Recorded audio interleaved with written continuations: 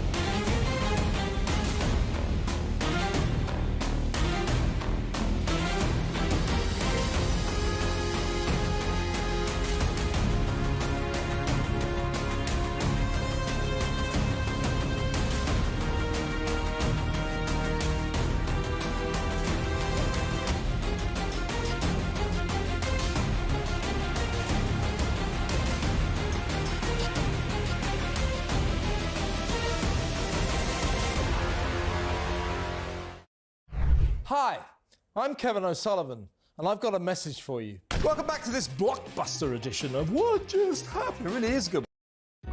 Across the UK, on DAB+, on your smart speaker, on your smart TV, and on your side. This is Talk.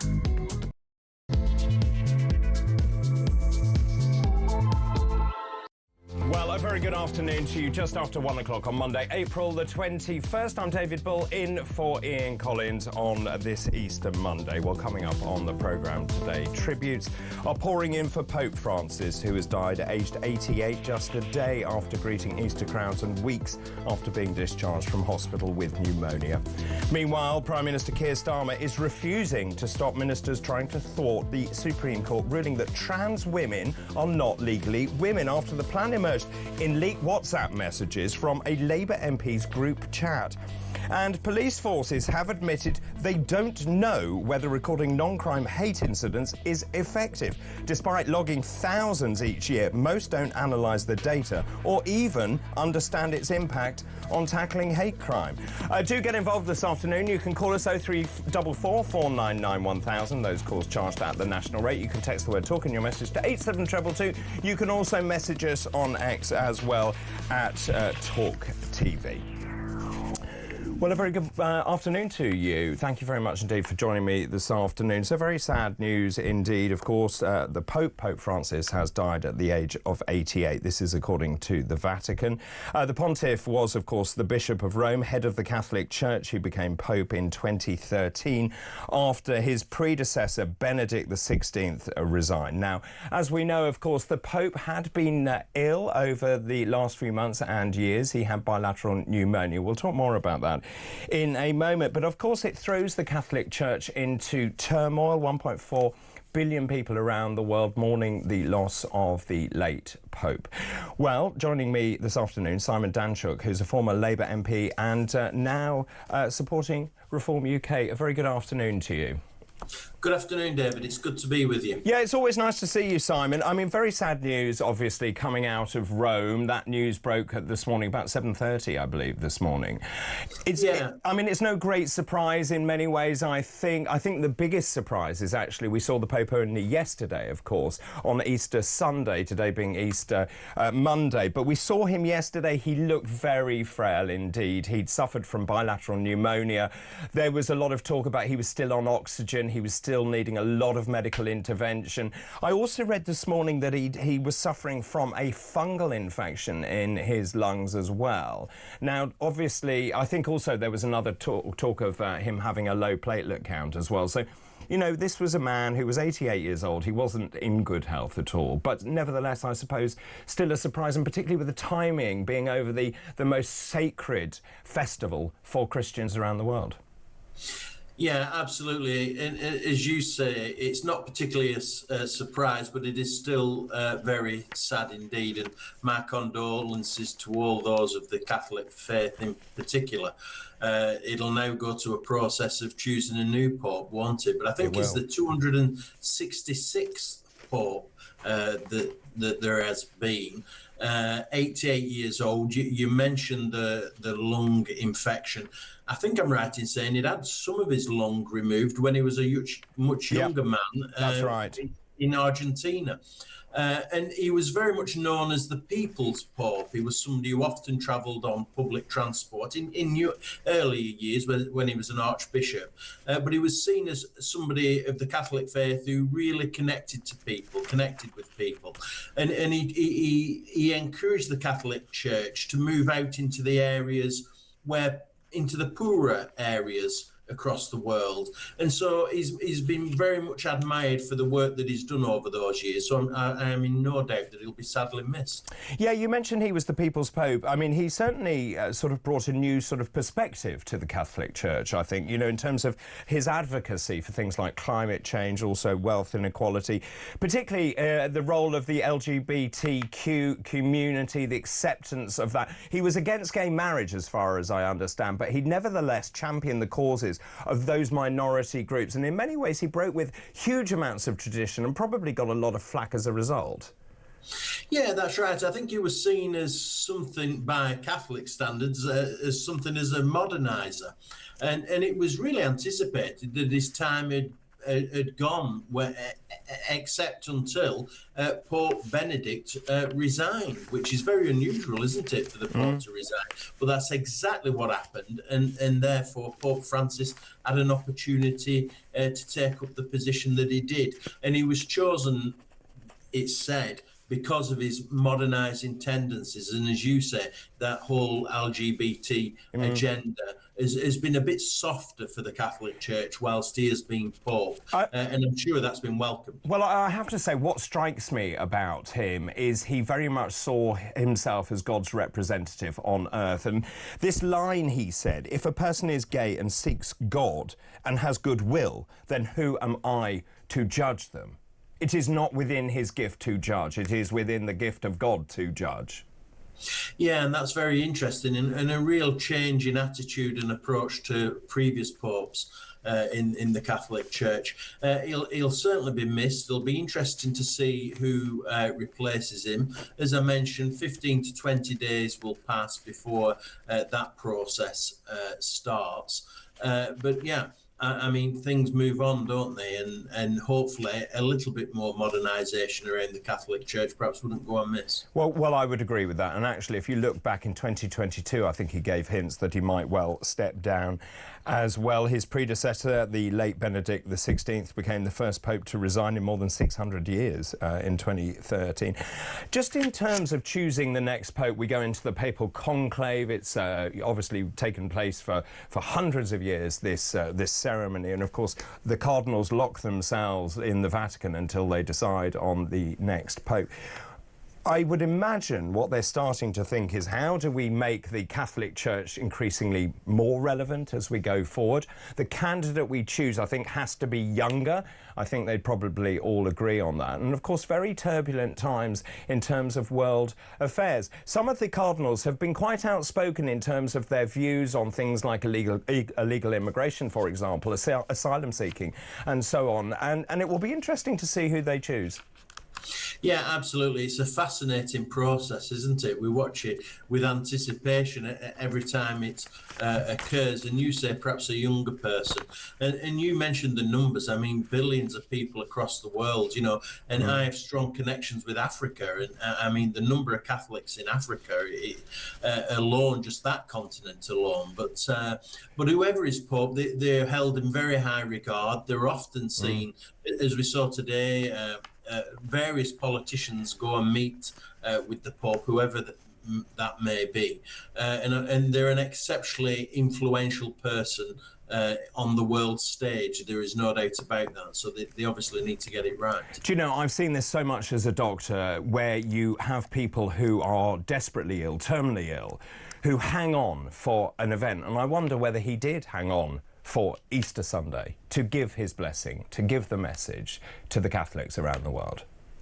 Yes, that's really interesting, isn't it? That wouldn't surprise me. And then on the final moment, he gives up, and that's on Easter Monday. It is quite fascinating. It really is. We'll talk more, obviously, about the sad death of the Pope throughout the programme. Let's move on, shall we, and talk about politics. I spent the whole weekend talking about this ruling from the Supreme Court, and I thought, thank goodness, at last, it's a line in the sand. We now know what a woman is legally, a biological woman. And actually, I had a brilliant caller, I think it was on Friday, a trans woman who called in, I think her name was Julie, who called in to talk about actually the clarification in the law.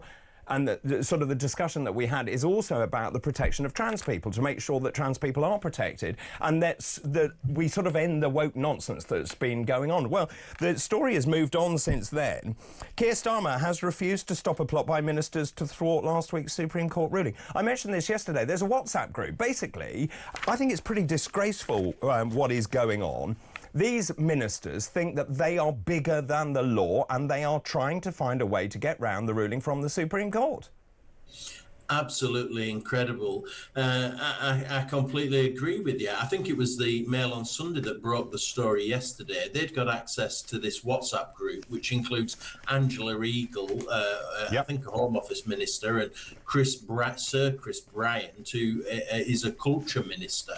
And they're in there talking with other Labour MPs about effectively how they can overturn or get around this ruling from the Supreme Court. I mean, you couldn't make this up. Well, you couldn't. I mean, Steve Ray said, I thought the EHRC chair on Today, saying the ruling meant trans women could not use single-sex female facilities or compete in women's sports, was pretty appalling this morning. I mean, how dare you? No, absolutely. And this ruling is all... I come from a background which just has never understood this whole agenda, this woke agenda of accepting men dressed as women in the way that we're supposed to do. I mean, the Supreme Court has made it clear only biological women can use women's spaces, whether that's toilets, sports, prisons, or whatever else. And thank goodness for that, because this agenda has been going on for far too long. But I have to say, people like David Lammy, Keir Starmer himself have bought into that woke agenda. And we see now that with these WhatsApp messages, that other Labour ministers have also bought into it and are refusing to abide by the Supreme Court ruling. I mean, it's beyond belief, to be quite honest. We want men dressed as women not to be able to go into women's spaces. It's as simple as that. We've got the ruling, which we want. Let's move on from it. But I have to say, Starmer's silence on this, I know it's the holiday period, he was quick to condemn the summer riots last year. He hasn't come out and condemned the vandalism that we saw in central London from the trans rights groups over the last couple of days, which is interesting in itself. Well, you're right, absolutely. And of course, it's disgraceful, the damage that was done in central London. 7 statues were literally defaced. The police haven't caught anyone who was responsible for that. And you're right, where is Keir Starmer? Had it been a lobby group that he approved of, or disapproved of, he would have leapt on that bandwagon. He would have been out on the streets making some sort of announcement. But his silence is notable.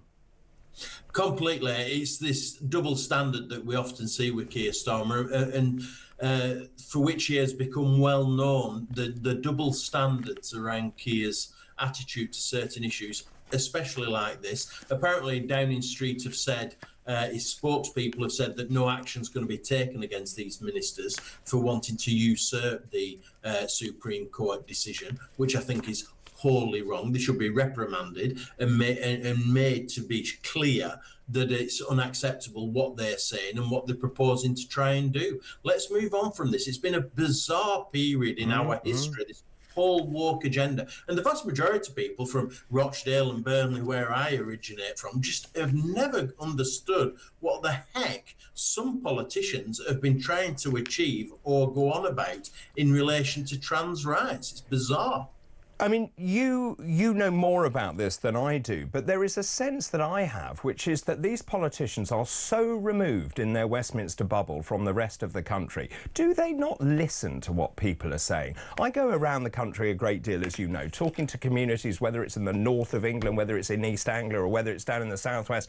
I hear the same messages time and time again, which is the whole world has gone mad. We don't seem to have any sort of legislation that makes any sense to anyone. The Westminster bubble is way out of touch. And the question I suppose I'm asking you, Simon, is could the Labour government be any more out of touch with normal people in this country than they currently are? And I'm talking about things like the trans stuff, the net zero stuff, Ed Miliband laying into Nigel Farage today, the illegal migration. The fact is that's going up, the cost of living. They're totally out of control. Oh, absolutely. I think in this instance, power has really gone to their head. They've won the election in July last year. They've got a big majority of seats, though not that many members of the public voted for them, but they've got a big majority in Parliament, and they think they can ride roughshod over what most people want. And that's they're insistent upon enforcing their views and opinions and attitudes onto the vast majority of the country, and it's just not going to wash. And we're going to see this on the 1st of May. I mean, all the predictions are that Labour are going to get annihilated in the local elections and in Runcorn, in this critical parliamentary by-election, and in the mayoral elections that are taking place on the 1st of May. It's going to be slaughter for Labour. I mean, because, as you say, people are not happy with what they are initiating in government. I mean, the fact they laid into various members, including Baroness Faulkner, the Equality Watchdog chief, that is her job. She has come up with the ruling on this, and the fact that ministers think they know more than her is quite extraordinary. And also, what does it say for the women, those brave women who fought to get this case heard, who believe that with the ruling that actually safe spaces for women and for young girls have been protected, and suddenly they're faced with pretty much riots in central London, people scrawling obscenities on our national statues and on the cenotaph and things like that. I mean, it's totally unacceptable. I really want the police to come down hard. Yes, exactly, and they should have done. That's what they should have done over the weekend in relation to these trans rights, this trans rights vandalism. But you're also right. Baroness Faulkner, Lady Faulkner, who chairs this commission, has always been very much in favour of protecting women's rights. That's what it's about. And yet we've had nurses in the NHS who've been told they have to get changed in the changing rooms with men who want to dress as women. It's totally unacceptable. How we ever got to this position, I do not know, but hopefully we are at the end of it and we're going to see proper change, and let's get back to normality. Simon, thanks for the moment. Let me ask the question to every one of you watching or listening wherever you are on this Easter Monday. So the question is, can Labour be any more out of touch with public opinion? And that is with regards to trans, net zero, migration, the cost of living, you name it. Could Labour be more out of touch with the rest of the United Kingdom? Let me know your thoughts on that, please. 0344 499 1000. We'll continue our conversation with Simon after this break. This is Talk.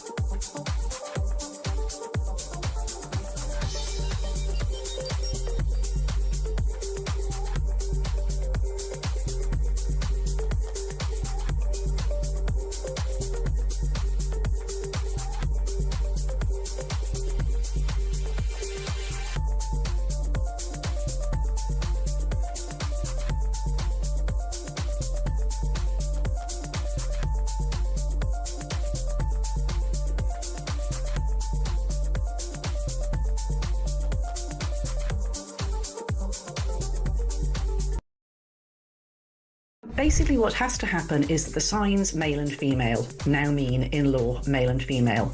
As Kishore Faulkner has said in her radio interview, if you put up a sign that says female, that means it's only for female. If you allow in even one man, any special man, any man who identifies as a woman, it's become a mixed sex space. And in law you can't treat female-only spaces as if they're mixed sex. They're two different things. So the people who say, oh, well, you know, you can still set your own policy, well, you can, but then we'll challenge you in court and we'll win. That's what the judgment means.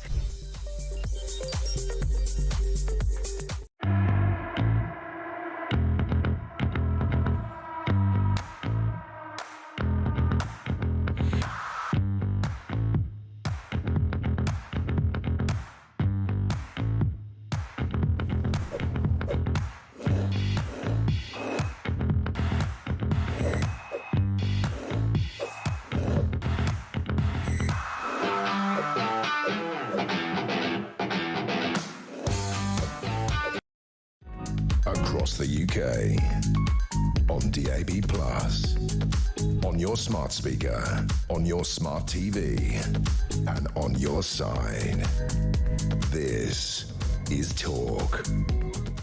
This is Talk, 20 minutes past 1 on Monday, April the 21st, Easter Monday, of course. David, this is Louise. Good afternoon to you, Louise. I must say you're looking absolutely fabulous and dapper today. How very kind. Day four at the job. And what a treat to have you on a grey Monday. Well, that's very sweet. Thank you very much. This is Robin Sussex. The People's Pope was Pope John Paul II, the Polish Pope. When he came to England, he brought all Catholics together, and many felt he had renewed their Catholic faith. I'm afraid there has been no one to replace him since. Thanks, Rob, for that as well. Also, we're talking about what went on with the demonstrations, the trans demonstrations in central London. The fact is the police have made absolutely no arrests. I cannot believe they don't know who was responsible for that. Nigel Farage is calling for them to be jailed for at least 10 years.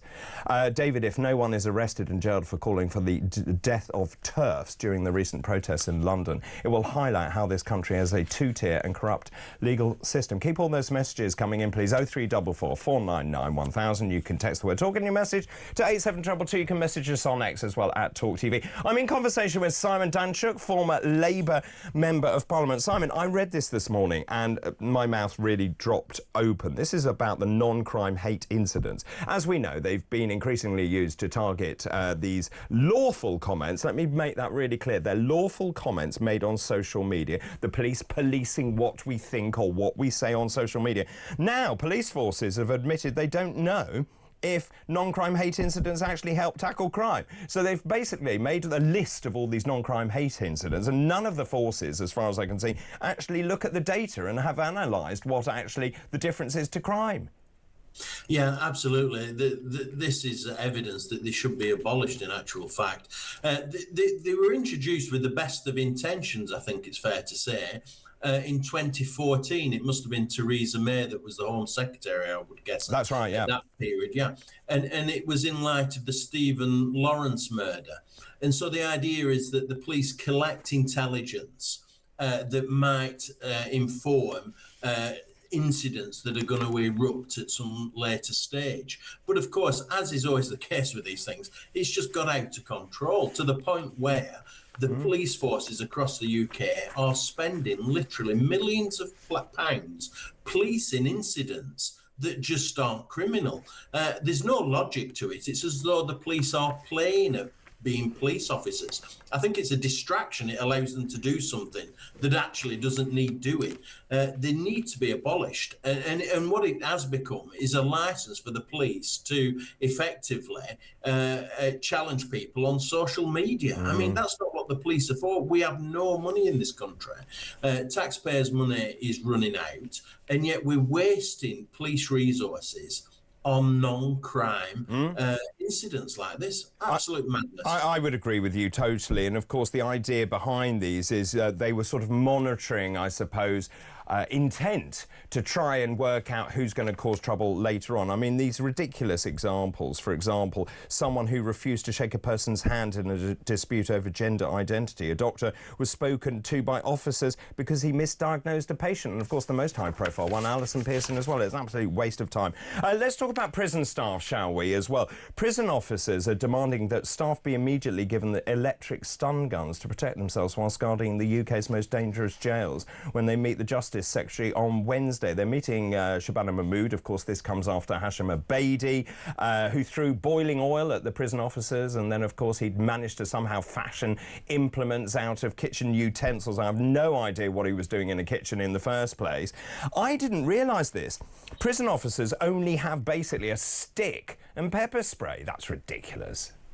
Yes, it absolutely is. I can understand why they're calling for more resources. They're asking for tasers, stab jackets, and also some superpowers around these who are particularly dangerous. So some American-style powers around these who are particularly dangerous. I would absolutely give them all these. So would I.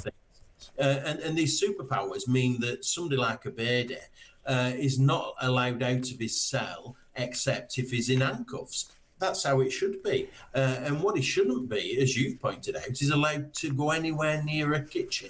Why do we have... And he'd already attacked some prison officers in Belmarsh before he'd been sent to Frankland prison.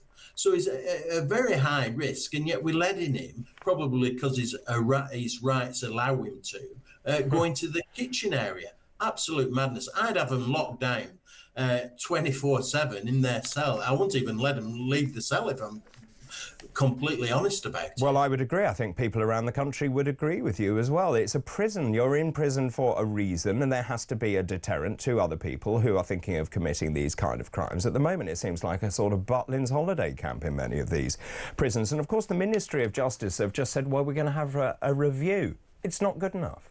No, it's not good enough at all. I mean, we need more assertive ministers to say this is going to change. I mean, it is incredible that prison officers have so few resources to be, as you point out, to be able to deal with these issues. A stick, is that it? And perhaps pepper spray? You would expect them to have so much more already. We have to get behind them and support them effectively, and take some of the rights off many of the prisoners that are inside. Yeah, I mean, you do wonder why anyone would become a prison officer, given the pay they get, the conditions they have to face, the threats of violence to their own lives, and they're given a stick and some pepper spray. I mean, it's unbelievable. This is also unbelievable, Simon. This is about council-funded sex education tells people to ask for consent before choking. I choked on my cornflakes this morning when I read it. Sex education materials taught to teenagers in schools included references for asking for consent before choking a partner. This is a PowerPoint presentation for PSHE lessons at a secondary school saying consent should always happen every time sexual choking is an option, not just the first time. This is Bridgend County Borough Council in South Wales. It says it's never okay to start choking someone without asking them first and giving them space. What is going on here? The rise of online pornography, children's minds being warped by bizarre ideology. Choking is never okay. It is not a normal sexual practice. And I wonder what we're teaching young people. Yeah, I think the council have got this very badly wrong. You're absolutely right. And it does stem from violent pornography, which is so easily seen nowadays. But the last thing we should do is have a local authority and effectively endorsing this sort of behaviour, because it sends the completely wrong message to young people, and I think we'll see a lot of backtracking in relation to this. The MPs in the area must be jumping up and down about it, as well as the parents, I would think. It all stems from particular types of pornography, and it's just going in the wrong direction. They shouldn't be encouraging it or endorsing it in any way. And I think they should. I think they will do a U-turn very soon. And of course, it squares the circle about kids having phones in schools, what kids can access, the lack of parental controls as well. This is extraordinary, though, because I was reading about this trauma and vascular surgeon at Barts Health NHS Trust in London, Martin Griffiths. He told the Times Crime and Justice Summit that young people routinely ask him how to choke their partner during sex. Yeah, there's a perception, and you can see how vulnerable young people might react to this. They see it in pornography. They assume that it is a normal sexual act. And so, as you've just described, they then think it's something that they should be carrying out, when that's just not the case, you know. And that's why what this local authority is doing is so wrong. Yeah, I agree. I mean, it's extraordinary. As one of the spokespeople said, this is not sex education. This is advocacy for the porn industry. Imagine you're a 14-year-old girl and you've told your boyfriend you don't want to be choked, and then an authority figure comes into school and tells you it's okay. There are so many problems and issues with that one statement that, I mean, it really does beg a belief in terms of what are we teaching children about sex, relationships, intimacy, actually having respect for each other, rather than extreme pornography, BDSM, things like choking. Well said, yeah. I mean, it's really tough being a teenager. You know, I thought it was tough when I was younger, but it's exceptional. And I have teenage children, and it's exceptionally tough, isn't it, being a teenager? So they've got to, people in authority have got to get the messaging exactly right, or we go in the wrong direction with it, without a doubt. Simon, really good to talk to you. Thanks ever so much for your time. I wish you a very happy Easter as well. That's Simon Danchuk, former Labour Member of Parliament. So many messages coming in. Thanks ever so much for getting involved this afternoon. Happy Easter, David. Where are the 24-hour sitting courts for the banner that had threats to kill J.K. Rowling and the criminal damage to all the London statues? Isn't it interesting? Silence from Keir Starmer. He's very quick to jump on the bandwagon when he wants to get involved with the conversation, and he hasn't come down with a sort of tough response on this. I think it's absolutely ridiculous. This is Christina in Spain. Hola, guapo. Thank you, Christina. Very nice. That means hello, handsome, by the way. Great show as always, David. Can we assume that when the Prime Minister does eventually make a comment about the trans thugs, he will be referring to them as far left? Oh, somehow it'll be twisted and it'll be far right, won't it? Here we go.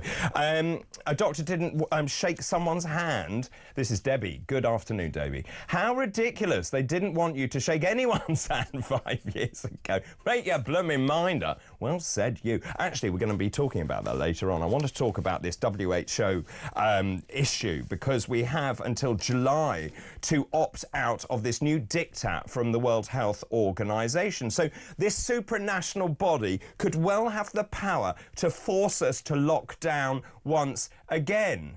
This has huge warning signs all over it. Have we learnt nothing from the COVID pandemic? I'll be talking about that a little later on. Get in touch about that, please. Also, about everything we're talking about, I want to know, do you think that actually the Labour government could be any more out of touch than they already are with public opinion? I'm talking about trans, net zero, migration, I'm talking about the cost of living. Let me know your thoughts. 0344 499 1000. After the break, we're going to be talking more about the death of the late Pope Francis. That's all still to come. This is Talk.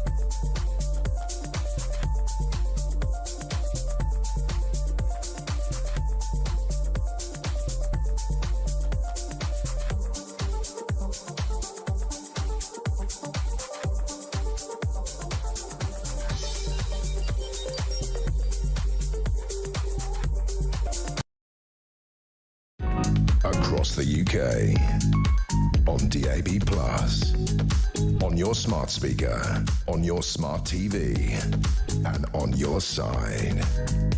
This is Talk. Well, good afternoon. It's just after 1:30 on Monday, April the 21st. Yeah, you probably heard the news, but Pope Francis has died at the age of 88. That's according to the Vatican this morning. The pontiff, he was Bishop of Rome and head of the Catholic Church. He became Pope in 2013 after his predecessor, Benedict XVI, resigned. We know that in recent years he had not had good health. His papacy had been marked by several hospital visits, concerns about his health. We know that in February he was admitted to hospital. He was diagnosed with bilateral pneumonia. He had blood transfusions as well. He had low levels of platelets at that time. He also had some form of anemia. In the late part of February, he was in a critical condition after a prolonged respiratory crisis. He then had to have high flow oxygen. And then they said, this is the Vatican, said Pope Francis was showing initial mild kidney failure. You'll remember those crowds that then gathered to pray for the Pope in St. Peter's Square. That was in the following few days. On the 6th of March, his voice was heard for the first time. He thanked well-wishers in an audio message. And of course, then yesterday he greeted crowds for that Easter service. So as I said, he kind of worked himself up for the holiest of days to deliver his Easter message. He returned to the Vatican. He made a surprise stop at his favourite basilica on the way home as well. Very sad story indeed. Let me talk now to John Hooper, who is the Italian and Vatican correspondent of The Economist. Good afternoon to you. Good afternoon, David. Thanks for having me on the programme. No, it's an absolute pleasure, and thanks ever so much for coming on to talk to us. I suppose in many ways this morning when I heard the news, I wasn't shocked, but I was shocked in some ways because, of course, he looked like he was making a good recovery. He was 88 years old. He was no spring chicken. He'd been very unwell with bilateral pneumonia. As I said, he had low platelets. He'd had an anemia. He'd had supportive oxygen. But it's kind of that thing, isn't it? It's the reality of announcing that someone who is so important to 1.4 billion people around the world has passed away. Yes, indeed. And there is an element of surprise in this because he had seemed to be recovering on the one hand. He, for example, in the earliest of his appearances after leaving hospital, he was still breathing or having air injected into his lungs through nasal tubes, and he no longer needed that. The bulletin or the reports from his doctors had suggested that his convalescence was going well. But on the other hand, his immune system was extremely depressed by what had happened. And he had, I understand, been warned by his doctors that if he mixed with people, he was in serious danger of catching an infection that could end his days. Yeah, I mean, without a doubt, and with my medical hat on, he clearly had a reduced immune system. They talk about him having a fungal infection in his lungs, as well as I mentioned the platelet count as well, and the anemia that he had as well.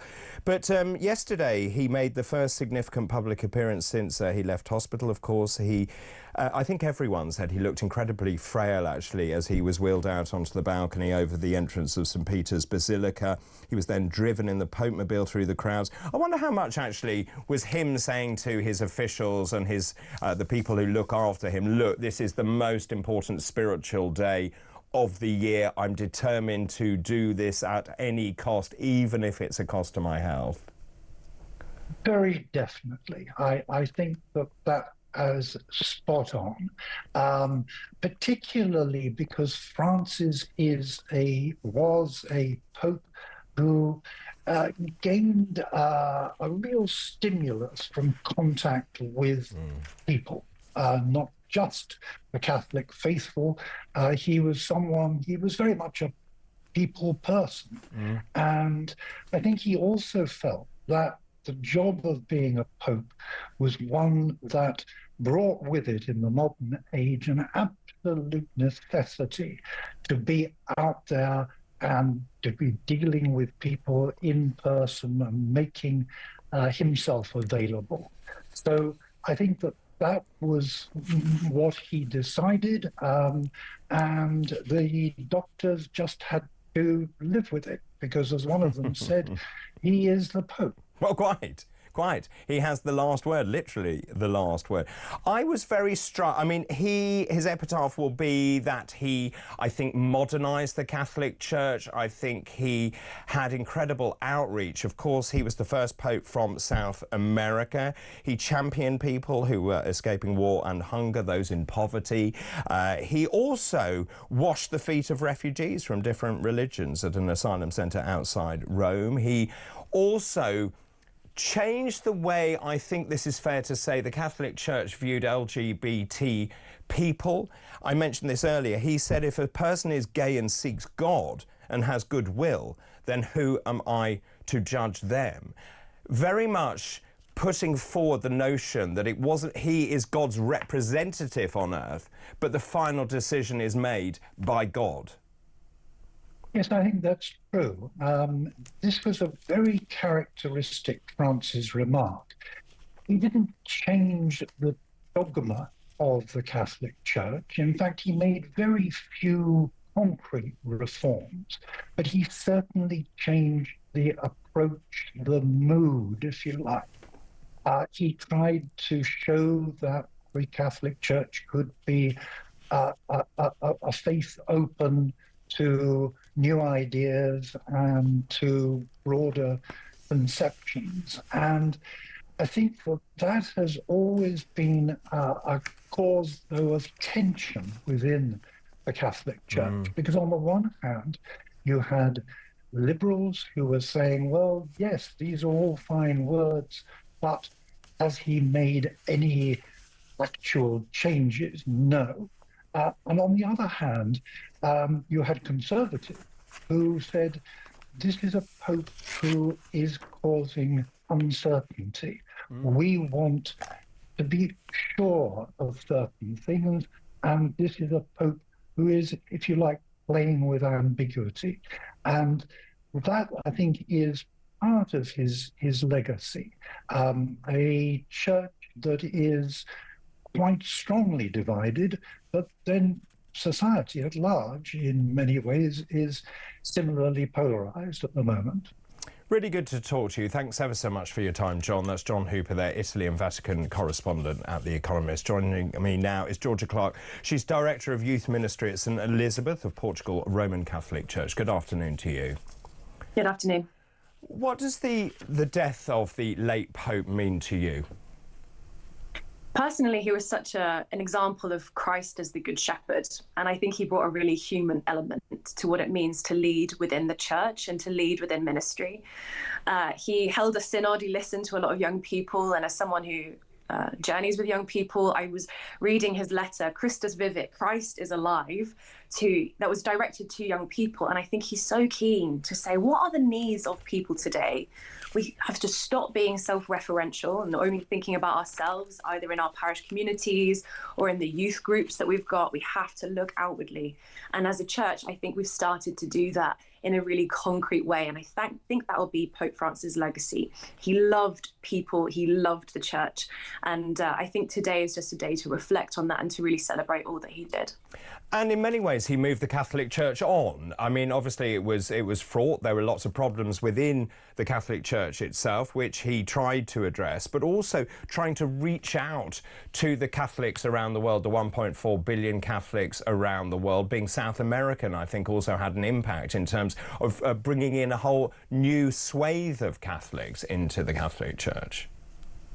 His papacy in itself was unprecedented. We saw a pope, as you say, from Argentina. And I think Argentinians are very proud to have a pope from Argentina. And that's the way for the future. We don't know if next we'll have a pope from a country in Africa, from a country in Asia. We don't know what will happen. I think God will guide that decision of the cardinals who will then step into the conclave after our period of mourning. I think he was a pope of the peripheries. He constantly spoke about being with the poor, being with the marginalized, being with refugees, as you mentioned. This year, we celebrate a year of Jubilee, of hope, and there are 4 doors in Rome that you can walk through. It's a very spiritual experience. And he opened one in a prison in Rome. That was the very first time that had happened. And so that invited prisoners to walk through this door of hope as well.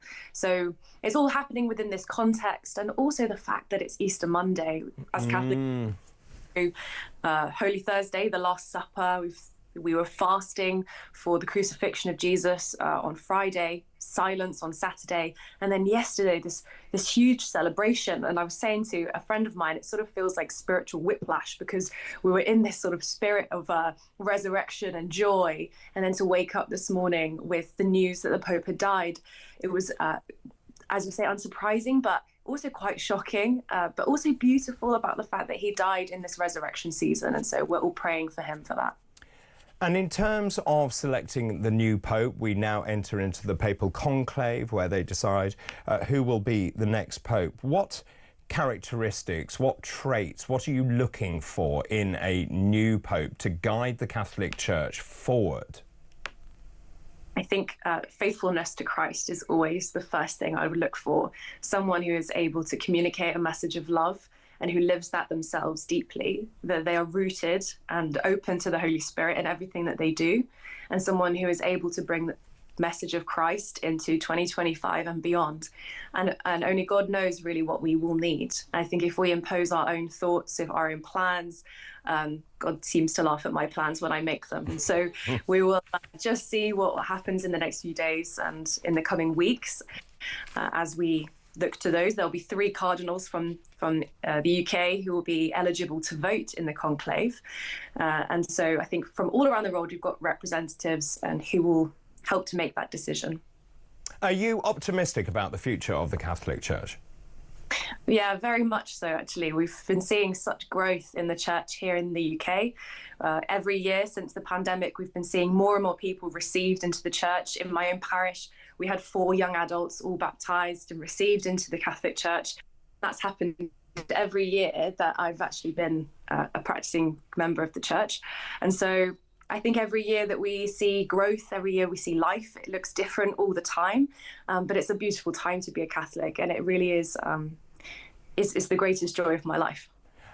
And is there a sense that actually, given the insecurity and the instability in the world, that young people are seeking structure, some sort of route to march down to give them some sense of purpose and feeling and belief, and that is why they're being drawn to the Catholic Church?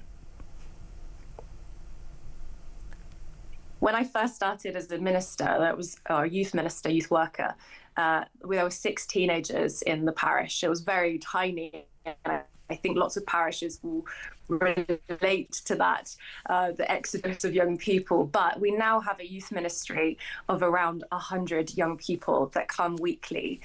We've just set up doing things slightly differently. We don't teach in a kind of catechetical fashion that has been traditional for years.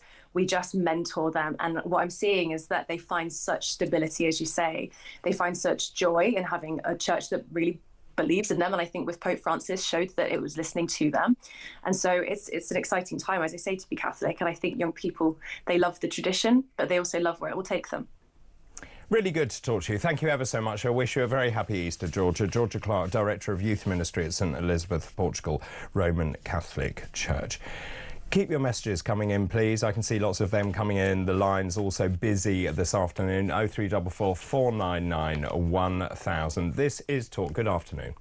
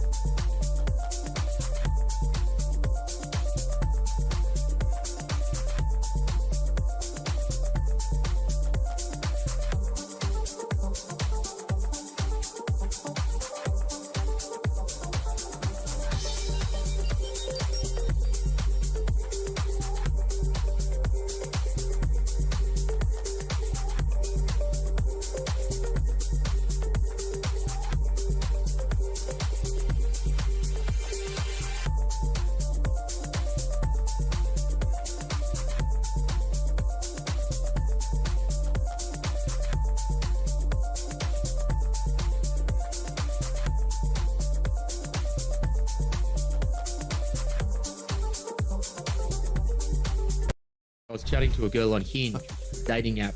Sure, she was a girl. That's a good question. I haven't had the first date yet, so we'll see. But she worked in the press office for the Blob in the civil service in Whitehall. And I'll say it must have been a tough day on Thursday, crisscrossing around the country, trying to say that the Labor Party all along actually didn't believe that a man could be a woman. Yeah. And she gave me those exact words. She said, "We've just been told it will provide much needed clarity for us going forward." And so it's interesting to see how these words just get spun up somewhere deep in the recesses.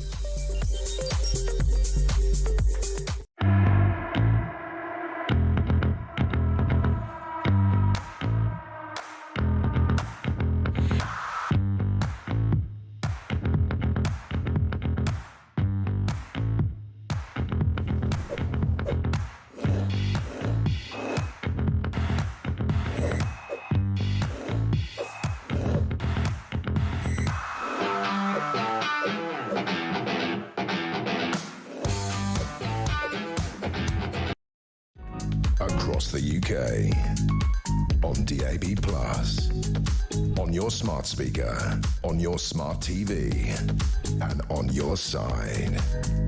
This is Talk. Welcome back. We're talking about the sad death of the late Pope Francis. Joining me on the line is Heather from Gavan. Good afternoon to you. Good afternoon, David. It's a sad day for the whole of the Catholic faith. Yeah. About the Pope is all about sacrifice, about honour, duty, liberty, and even a message of hope and faith across the land. Because what I'm looking for in the new Pope is somebody to give us guidance, because life is so sacrosanct and so precious on this earth. While we are still living on this planet Earth, and while we're living in this world of insanity.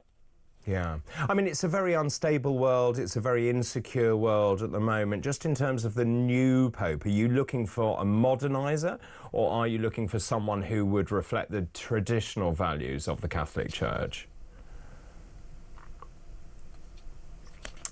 I think we lost you there. Let's go now to Ken, joining us from London. Good afternoon, Ken. Good afternoon, David. Very sad to hear about the Pope. I was brought up as a Roman Catholic, but I became a born-again Christian about 44 years ago. Wow. But I would just like to draw this to our attention. The Pope is not to be glorified. There's a great tendency in the Catholic Church to glorify sinners. We are all sinners. We are not to be glorified in any way. The only one who is to be glorified is the Lord Jesus Christ, who died for our sins, rose from the dead, and ascended back to heaven. And he's coming back soon in judgment. But I'm very sad to, when I checked out Catholic theology, we're talking about theology here now, David, not about people. Yep. We're not judging people. We're talking about theology. I discovered a long time ago that the Pope and the Roman Catholic Church do not teach according to the teachings of Jesus Christ, who is the head of the Church. The Pope is not the head of the Church of the Bible. Jesus Christ, the Son of God, is the Redeemer, the Savior of the world, who is the head of the Christian Church. Now, what has happened over historically, the Pope has been glorified. Mary, the mother of Jesus, who is a precious soul who needed a Savior, she is also glorified. The Pope promotes prayer to Mary, when God forbids that in the Bible. We've only to pray to God through faith in Jesus Christ. Now, the Pope, very sadly, I say this sadly, I'm not the judge. God is the judge. But our souls are at stake. And the Pope historically has taught millions and millions of people wrong theology. Can I just ask you, which church do you belong to? I belong to a born-again church, Pentecostal church. Right. We are born again. I'm only a sinner saved by the grace of God. I'm not better than anybody. But I realize I'm a bricklayer to trade, David. I realize if I go to build a house, I have to follow the blueprint of the house accurately, exactly as written in the blueprint. Otherwise, I get fired. Yeah. So when it comes to our salvation, God has given us a wonderful blueprint, the Bible. And I realized when I got older that I was following teachings from Rome, not the teachings of Jesus. For example, David, this is very important for people. I hope you understand I'm saying this in love, not in judgment. Sure. Nowhere in the Bible does it teach babies have to be christened. There's not one example, there's not one command in the Bible from Jesus or the apostles to do that. The Bible teaches first you repent and you believe in Jesus to become a Christian, then you go and get baptized by immersion in the name of the Father, the Son, and the Holy Spirit. Now, the Pope doesn't teach that. And this is a solid foundational doctrine given by Jesus Christ. It's that except you repent, you shall. But I suppose, and I could talk to you for ages on this, but time is tight. But surely this is about the interpretation of the Bible, or whether you stick to the letter of the Bible, and I assume that depends on the church that you belong to. Well, every Catholic believes Jesus Christ is the Son of God. Well, Jesus, the Son of God, declares clearly in John chapter 14, verse 6, Please read it. Jesus declares clearly, I am the way, the truth, and the life. No man cometh unto the Father but by me. So Jesus is putting away. You can't get to the Father through his mother, through the saints, through the pastor, through the Pope, through the bishop. You have to go straight to Jesus, David, and ask Jesus for forgiveness. This is the greatest news in Easter, that Christ died for our sins, and that whosoever shall call upon the name of the Lord Jesus in repentance and believe he died and rose from the dead, God has promised to forgive us. But the Pope doesn't teach that. He teaches you must go through the sacraments of the Roman Catholic Church, and you might get to purgatory, and there's no mention of purgatory in the Bible. People are depending on a second chance after they're dead. It's too late. Ken, thank you so much for your call. Your analogy of the blueprint, I think, is absolutely excellent. So thank you very much indeed for sharing your thoughts this afternoon. Keep all your messages coming in, please, this afternoon on everything that we're talking about. The sad demise of the late Pope, of course, which is dominating the headlines. Also, we'll be talking about the latest in terms of the world of politics. I'm going to be joined by Harry Phibbs, who's a columnist at Conservative Home. I want to talk about the latest polling, what that means for the various political parties. Also, Ed Miliband is slamming Nigel Farage as well. And also, Robert Jenrick looks like he is on manoeuvres. Is he after the leadership of the Conservative Party? We shall see. This is Talk. A very good afternoon to you.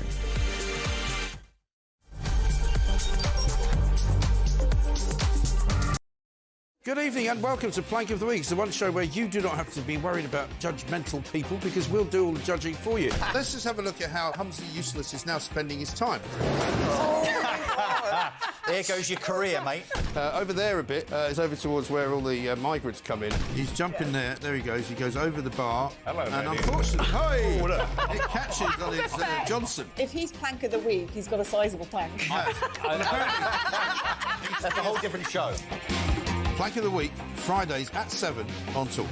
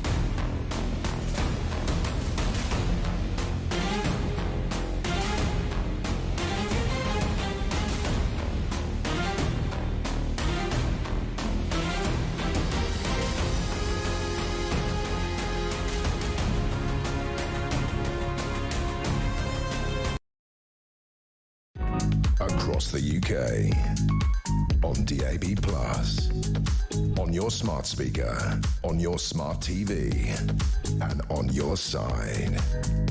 This is Talk.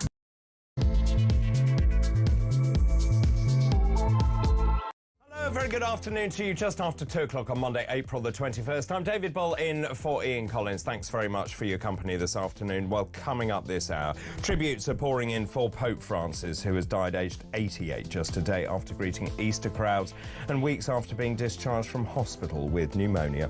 Meanwhile, Prime Minister Keir Starmer is refusing to stop ministers trying to thwart the Supreme Court ruling that trans women are not legally women, after the plan emerged in a leaked WhatsApp messages from a Labour MP's group chat. And Britain has just a few weeks to stop new powers that would let the World Health Organization suggest lockdowns excuse me, in future pandemics. That's according to a group of MPs and peers. Do get in touch Excuse me, whilst I cough myself to death. Get in touch, leave a voice message to the number 0344 499 1000. You can text the word talk at 28722. You can also message us as well on X at talkTV. Well, a very good afternoon. Of course, very sad news coming out of the Vatican. The death of the late Pope at the age of 88. Tributes pouring in from around the world. We'll talk more about the Pope and his legacy, how he moved the Catholic Church forward, how he dealt with different factions within the Catholic Church as well. We'll also talk a little later about what it means for the 1.4 billion people who subscribe to the Catholic Church, who follow the teachings of the Catholic Church as well. In many ways, I suppose it was expected, but unexpected at the same time. One of the things that I think is most notable is clearly the Pope was determined to deliver an Easter message on Easter Sunday yesterday, and he sort of battled his way to do that. He didn't deliver the whole of that message. Of course, he was too unwell to do that, but he'd been really unwell over the last few months with bilateral pneumonia, talk of him having a fungal infection. He also seemed to have anemia of some sort or other, and also low platelet count. He was on oxygen. He was a very unwell man by the time he delivered that final blessing on Easter Sunday. We'll talk more about that a little later on. Lots of messages coming in. Please do message on anything that we're talking about, whether it's the new Pope, the Papal Conclave, who you would want to see as the new Pope.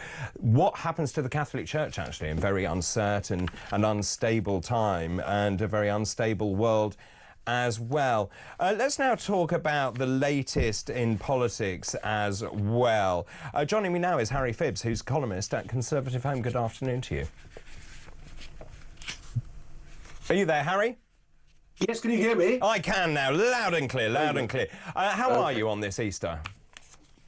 Oh, I'm all right. Yes, the church was packed yesterday, and I saw on Twitter that lots of people found that, you know, that going up to communion, they had a long wait. Yeah, I read that as well from many churches, actually, saying the church was alive and well, which is good to hear. Let's move our attention, though, to politics, if we can, the mundane business of government and governance and politics.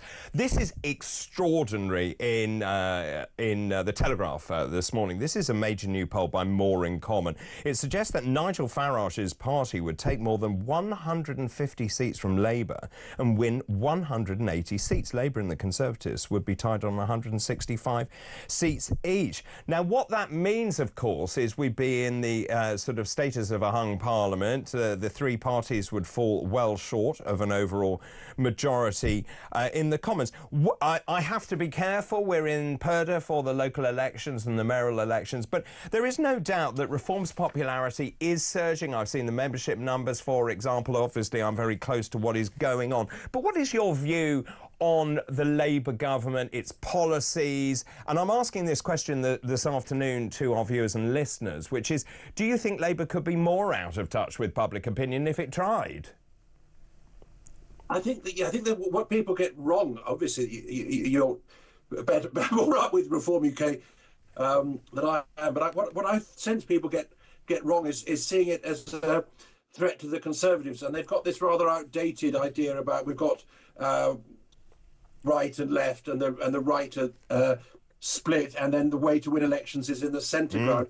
And Keith Joseph used to talk about the common ground, didn't he? That you actually get a majority of people who will have quite strong views on wanting to have control of immigration, to be tough on crime, to have a tough approach to the public finances, to avoiding wasteful expenditure, to be tough in terms of welfare spending, and you'll get a big majority of people who might in the past have voted Labour or Conservative on the common ground. And I think that's what Reform UK have been trying to reach. And so I think this whole thing about centre, going for the centre, going for the left, going for the right, it sort of misses how ordinary people actually look at the way that the country's being run. So I think they're going to get a lot of support, probably rather more support from Labour voters, the traditional working class Labour supporters. And I think it'll be an extraordinarily interesting time coming up in politics. My own hunch is that the general election, we won't have a overall majority for any party. We'll probably have a hung parliament, and I think that the Conservatives and Reform won't do any coalition. They won't have any electoral pact. But that when it comes to it, with the hung parliament, there'll have to be a sort of confidence and supply arrangement of some kind, and we'll see which is the bigger party. And then, so Nigel Farage and Kemi Babe not being very rude to each other in the run-up to the election, will have to be a bit more polite and try and come up with some kind of arrangement for governing the country. Well, let's look at the poll in a little more detail, actually. So what the poll shows is that actually Nigel Farage's party would take more than 150 seats from Labour, win 180 seats. I mean, that's extraordinary if that is true, to go from sort of 4 MPs, which they have at the moment, to 180. Let's have a look at the map, which is the prediction. Now, they've used something called multi-level regression and post-stratification method. This is actually extremely accurate, and they have successfully actually managed to forecast several recent general elections in the UK, Australia, Spain and so on. So the map which we are currently looking at, the Sea of Turquoise, and what is interesting about that, and it sort of underpins what you've just told me, which is that this is taking votes from those traditional Labour heartlands. You're talking about the Midlands, you're talking about the North, but crucially, you're talking about Wales here as well. If that is true, that is a big problem for the Labour Party, which would change it. There's the map once you pull in the constituencies from all the parties.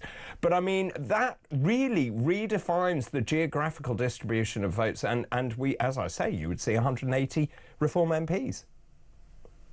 Yes, and I think that probably this type of polling will be helpful to Reform UK in terms of trying to get tactical votes. So if they're saying to conservative voters in wherever Sunderland, Gateshead, Doncaster, as you say, some of the safe Labour areas in South Wales, I don't know, Wigan. I mean, there've been lots of places where, even with Boris Johnson's landslide in 2019, even with some of the Thatcher landslides in the 1980s, these are areas where they stuck with the Labour Party, even where there was a national Conservative landslide. And so I think that there'll be some Conservatives there who will be voting tactically, which will, so to some extent, this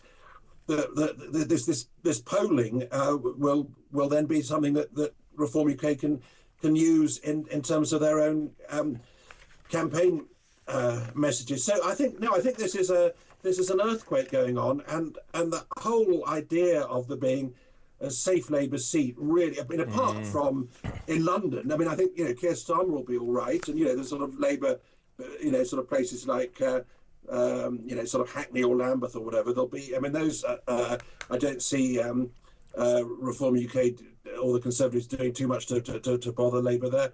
But we've got this paradox of a huge Labour majority and yet them facing this big crash, and I don't particularly see any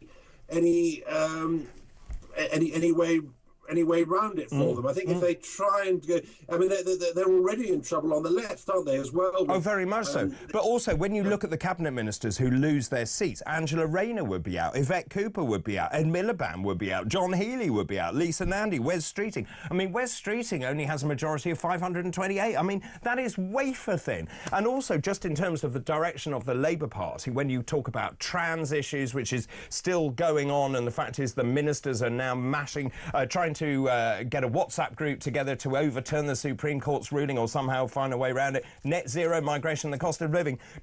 Have you ever seen a government which is so out of touch with the way that most people in this country are thinking?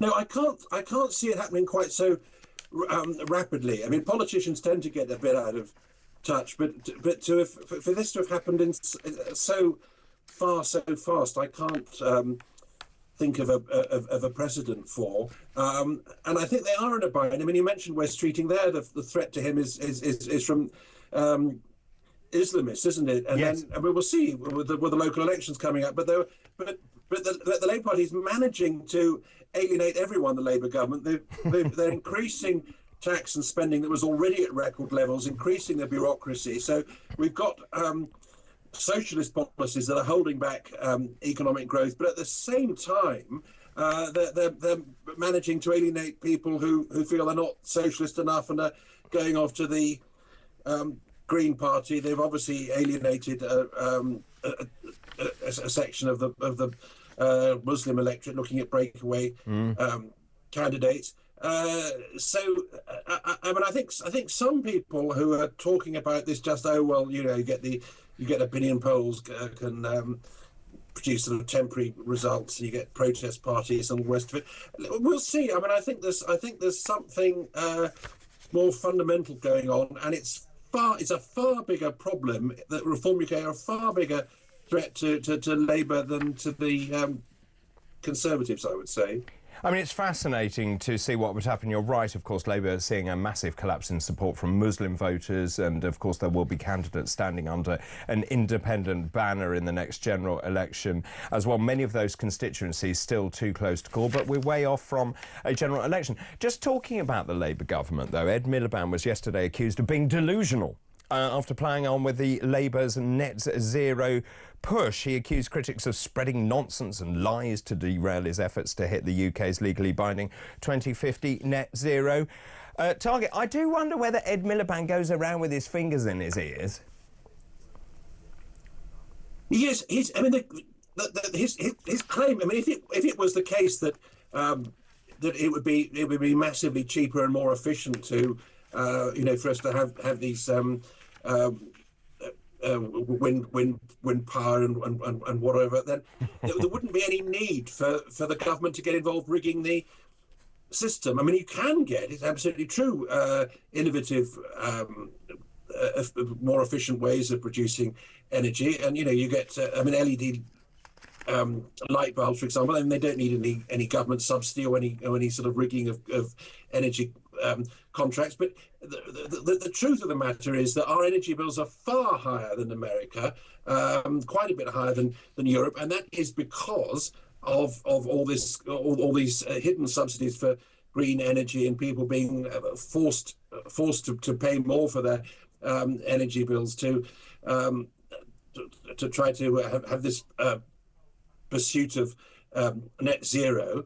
And I mean, I think it would be better if Ed Miliband was just honest about that. If he said, look, he was this great sort of climate alarmist who thought the world was coming to an end, and so it was imperative that we all had to put a hair shirt on and pay double or triple for our energy bills. At least then he could put that case forward. But it's insulting our intelligence to pretend that there's no cost to this in terms of our energy bills. It's a devastating cost, and this can be seen by just comparing our energy bills to those in other countries. Well, indeed, and actually you have to look at the market itself. Of course, the cost of energy is pegged to the price of gas, but if you're honest with the public and you say, well, actually we're increasing renewables or nuclear power or whatever, then pegging the cost of electricity to the price of gas is a fool's errand, and all it does actually is make the renewable companies far more money. I mean, he's hit out at Nigel Farage as well. Nigel Farage, the Reform leader, says net zero is a complete and utter disaster.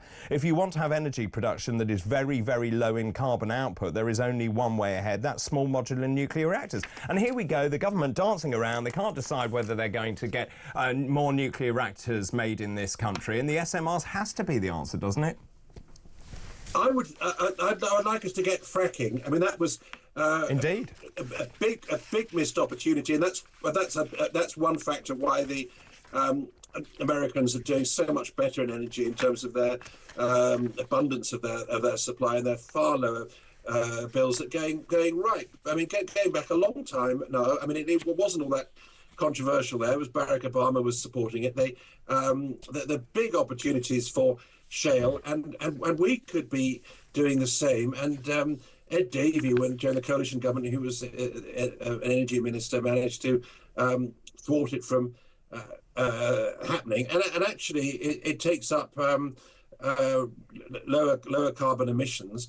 But nuclear, I think, can have a role to play. I think the delays in terms of the planning system for nuclear power are excessive.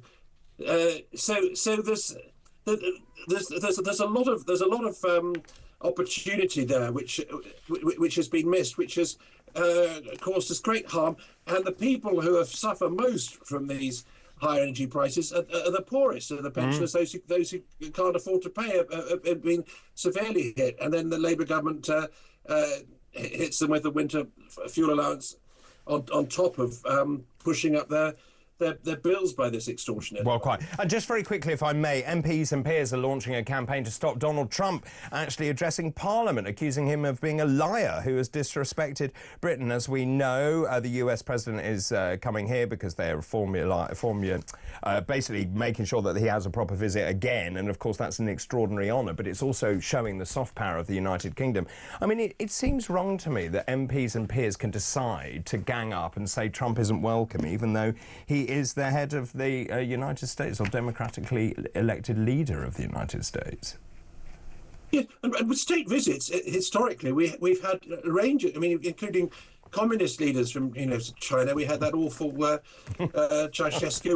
We've had sort of African dictators. I mean, in this particular case, whatever you say about Donald Trump, United States is an ally. They are a democratic country, and so the idea of excluding them by saying it's fine to have the leader of communist China come along doesn't make any sense. I'm a strong supporter of Ukraine, and I would very much like Donald Trump to support Ukraine. I'm a great supporter of free trade. I think free trade is a mutual benefit, and I think it's unfortunate that he has gone down the route of tariffs. But this doesn't take away from the benefit. In fact, it makes it all the more important that we've got important issues to discuss with him, that we should have a state visit. And trying to undermine that, trying to insult him, I think is completely counterproductive. I would agree totally. Harry, really good to talk to you this afternoon. Thanks very much for your time. Happy Easter as well. Harry Phibbs there, who's a columnist for Conservative Home. Loads of messages. Debbie, good afternoon, David. If Ed Miliband wants to prove the power of net zero, then he should be living a net zero existence to show us how. So he will have to get his pedals out for his next trip to China. Like that as well. Anna in Surrey, you're so, in capitals, so out of touch. Reform UK are going to storm this with a huge majority at the general election. I rarely speak to anyone not voting for them.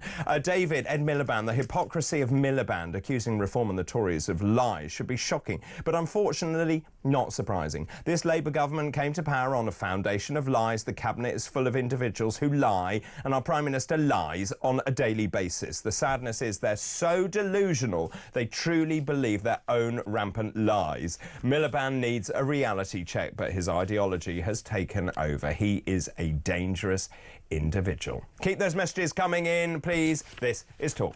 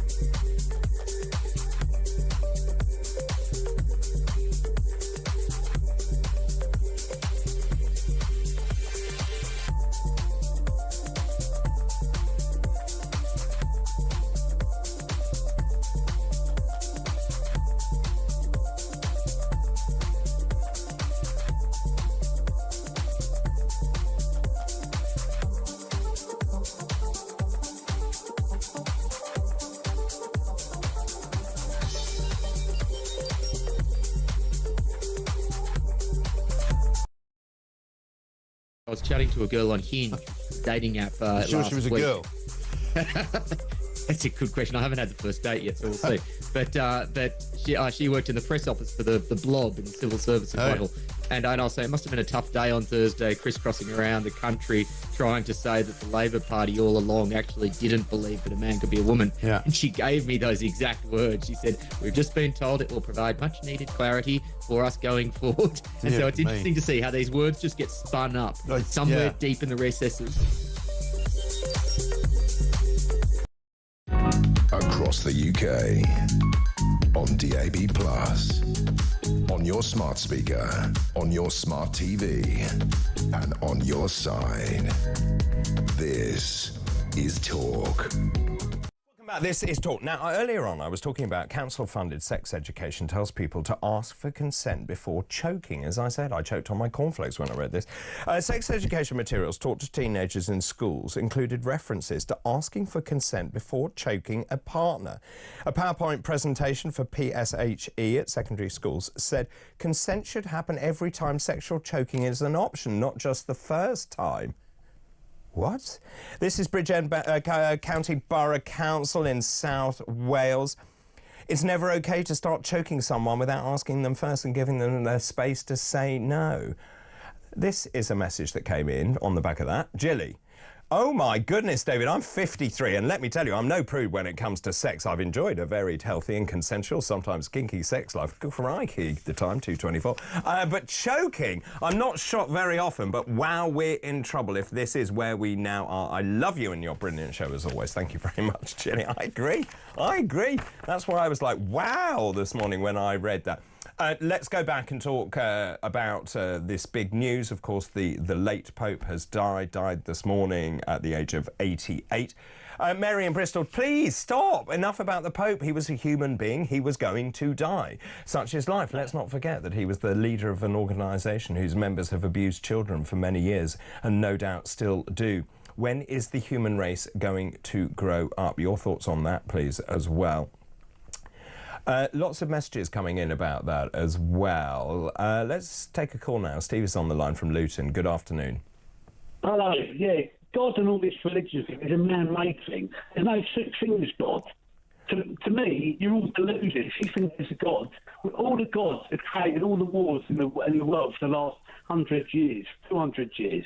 I mean, it's really. I mean, you. Okay, so that's your belief. There's no God. You're mentally ill, right? Well, that's your opinion. You should be certified. That's your opinion. Right? Yeah, because you're nuts. Well, that's your opinion. But I was just trying to make what you said rational, which is that religion, you're right, has been used as a method of control throughout history. There is no doubt about that. But people have belief structures. Now, you can choose to believe that or not believe that, but that surely is someone's choice. No, of course it's not. We live in 2025. There is no God. It's because people are too weak to look at themselves in the mirror. They want to make God a so-called a proxy to their problems of their own mental health and their mental own illness. They need to look in the mirror and be honest with themselves and say that they made the wrong decisions, then they ask for God for help, and a sudden thing, oh, they might get a job interview. Oh, God done that. It's just grasping. You're just grasping at what's the word? Grasping at say twigs. I don't know. You know what I mean? Making it out that because it happens, they're rectifying it, thinking, oh yeah, there's no God. You're off your heads. Listen, the Vatican are worse than the mafia. They're 10 times worse than that. The stuff with the secrecy of the Vatican in Rome or whatever, they're scum. I mean, they're scum. Well, hang on a minute. Just in terms of religion, you're also right. It's the biggest cause of wars that we've ever seen, of course, and we're seeing the rise of sectarian religious beliefs that's then infecting our political system in this country as well. Are you worried about the direction of the country? Well, the other thing is, why is it, if I'm non-religious, I can't, as far as this is why I'm 58, the way I've looked at it all my life is, if you're not religious, you're not a good man. Now, I can be a good man, I can be nice, but I don't have to believe in God. I don't have to pray to, whoever, right? And also, the other thing is, all these people that are religious, they're praying to the same God, but they fight. It's like me going up the M1 to Birmingham and you going at the A1. Now, what's the difference? You end up at the same destination, but they want to argue about which way you go. Yeah, I would agree. You know what I mean? I would agree with you. It was a lovely story, But people have got to wake up. They've got to look at their own mental health. They're deluded. I mean, it's so.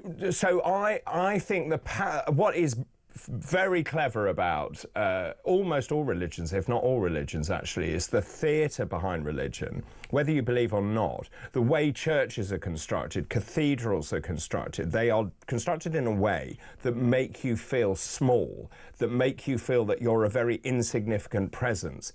And that in many ways amplifies and exemplifies the power of religion and control, I would go so far as to say.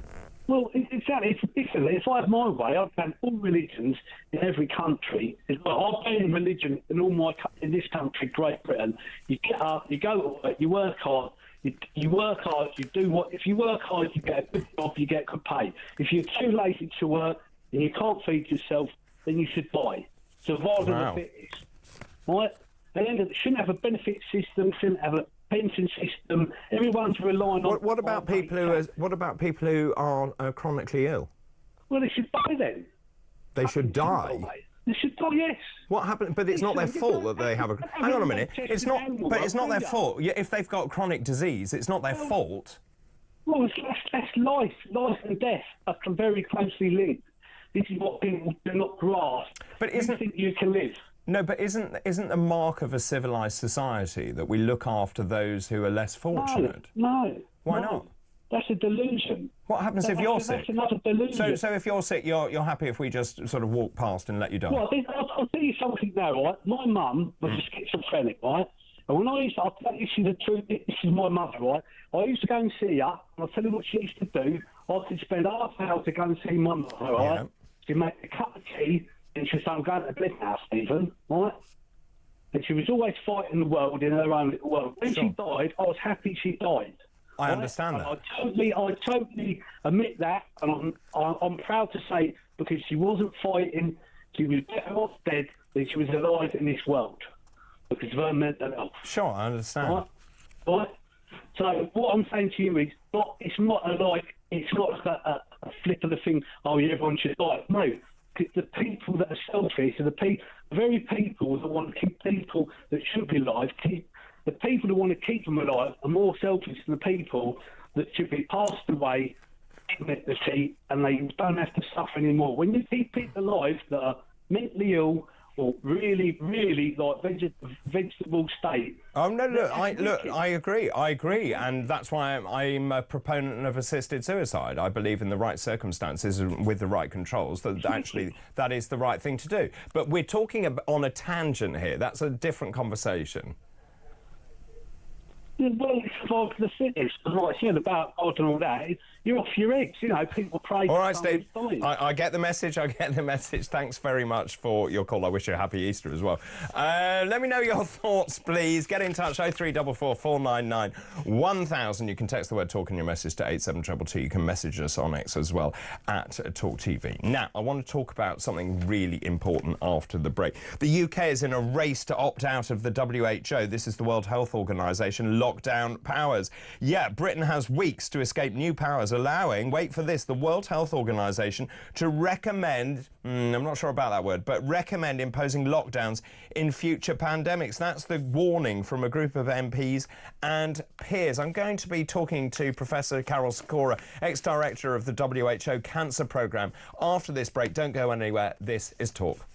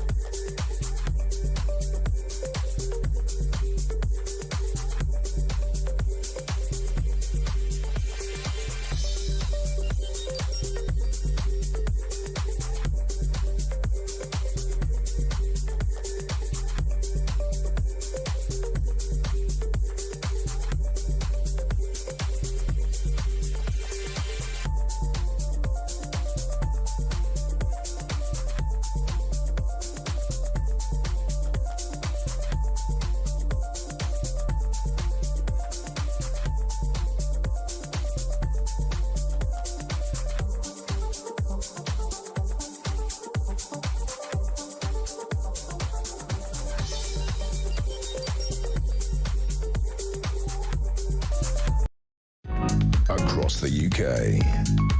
On DAB+, on your smart speaker, on your smart TV, and on your side. This is Talk. It's 2:30 already on Easter Monday. Happy Easter to you all, wherever you are. This is Alison. Good afternoon. Hi, David. I don't need chocolate when I can see your gorgeous face on my TV, my little Easter bunny. That's a bit fruity, isn't it? Good afternoon, Alison. Listen, why not just remove the word woman from everything? Remove our identity altogether. This affects women and our safety, but nobody cares. Actually, I think they do care. Sometimes crimes have to happen to those in power for them to open their eyes and realise the truth. Trans people still deserve respect, but not at the cost of women's safety and our voices. Let's see what Starmer does and says next and see if he has the balls to... I don't know if I can say that, to accept it. Well, it's interesting, isn't it? Keir Starmer hasn't said anything at all. Where is he? What is he doing? And it's really important, actually. He does make a statement about the people who defaced all those statues and caused criminal damage, and he needs to condemn it in the strongest possible terms. David, Stephen Millings in Belfast, one of our regulars. Hello, Stephen. David, give guards tasers. That means that we're talking about this in prisons. And at the moment, they have a stick and some pepper spray. We were talking in the highest security prisons. They should have stab vests. They should have a taser so they can control dangerous prisoners. David, give guards tasers. That means when they get overpowered, you've just armed the prisoner. Genius. Well, the idea is you'd have the rules from America where you have 3 guards for every prisoner as well. So, of course, there is a risk of that, but you make the point. Jay in Stockport, sorry. Hi, Jay. Hi, David. Welcome to Monday Audience. You look as splendid as ever. That's very sweet, thank you. The idiots causing chaos again in London, this time over the Supreme Court ruling. 1, how do they get permits so quickly? 2, I wish the rights and access for disabled people got as much traction or publicity as the trans population. Jay, thank you for that as well. David, this is Ernie. Good afternoon to you. The Supreme Court hasn't changed any laws. It's just explained the law to a minority of people who have been brainwashed by political activists into thinking that the law stating an actual scientifically proven fact is somehow wrong. It is extraordinary that we've ended up in a situation where you need the highest court in the land to then tell us what a woman is. I just don't understand how we ever ended up down this cul-de-sac. David, so glad you're talking about the trans violence, not just statues, but some ghastly signage about women. That's right, F women, I think, was sprayed on one of those statues. But calling them her and she is what started this mess. I know everyone wants to be respectful, but where's the respect for women?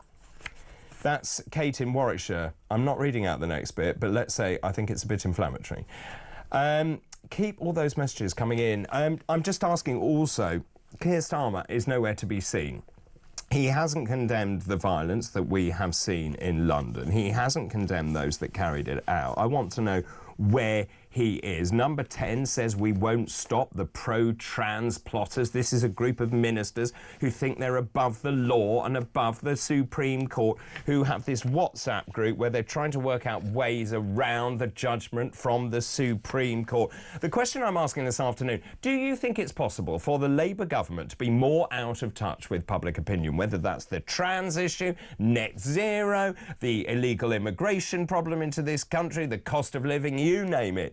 Could Labour be more out of touch if they tried? The number 0344 499 1000, those calls charged at the national rate. Let's move on and talk about what I think is a really important subject. And this is about the WHO extending its powers. So Britain has weeks to escape new powers, allowing the World Health Organization to recommend imposing lockdowns in future pandemics. The word there that's interesting is recommend, a group of MPs and peers has warned. Now, the UK must opt out of the WHO's new international health regulations by July the 19th to avoid the body coordinating the response to any future COVID-style pandemic.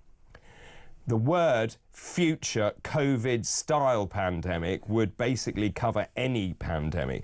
Now, in a letter to the Foreign Office, 14 leading parliamentarians urged the government to exercise Britain's right to ignore amendments to the regulations before the looming guidelines. They were drawn up by member states of the WHO in the aftermath of the COVID pandemic and increased the organisation's powers to coordinate future global responses to pandemics. But the problem is, critics say, hang on a minute, they give far too much power to the WHO and risk undermining individual countries' rights to manage their own affairs. Joining me now is Professor Carol Sikora, who's the ex-director of the WHO Cancer Programme. Carol, really good to talk to you and happy Easter.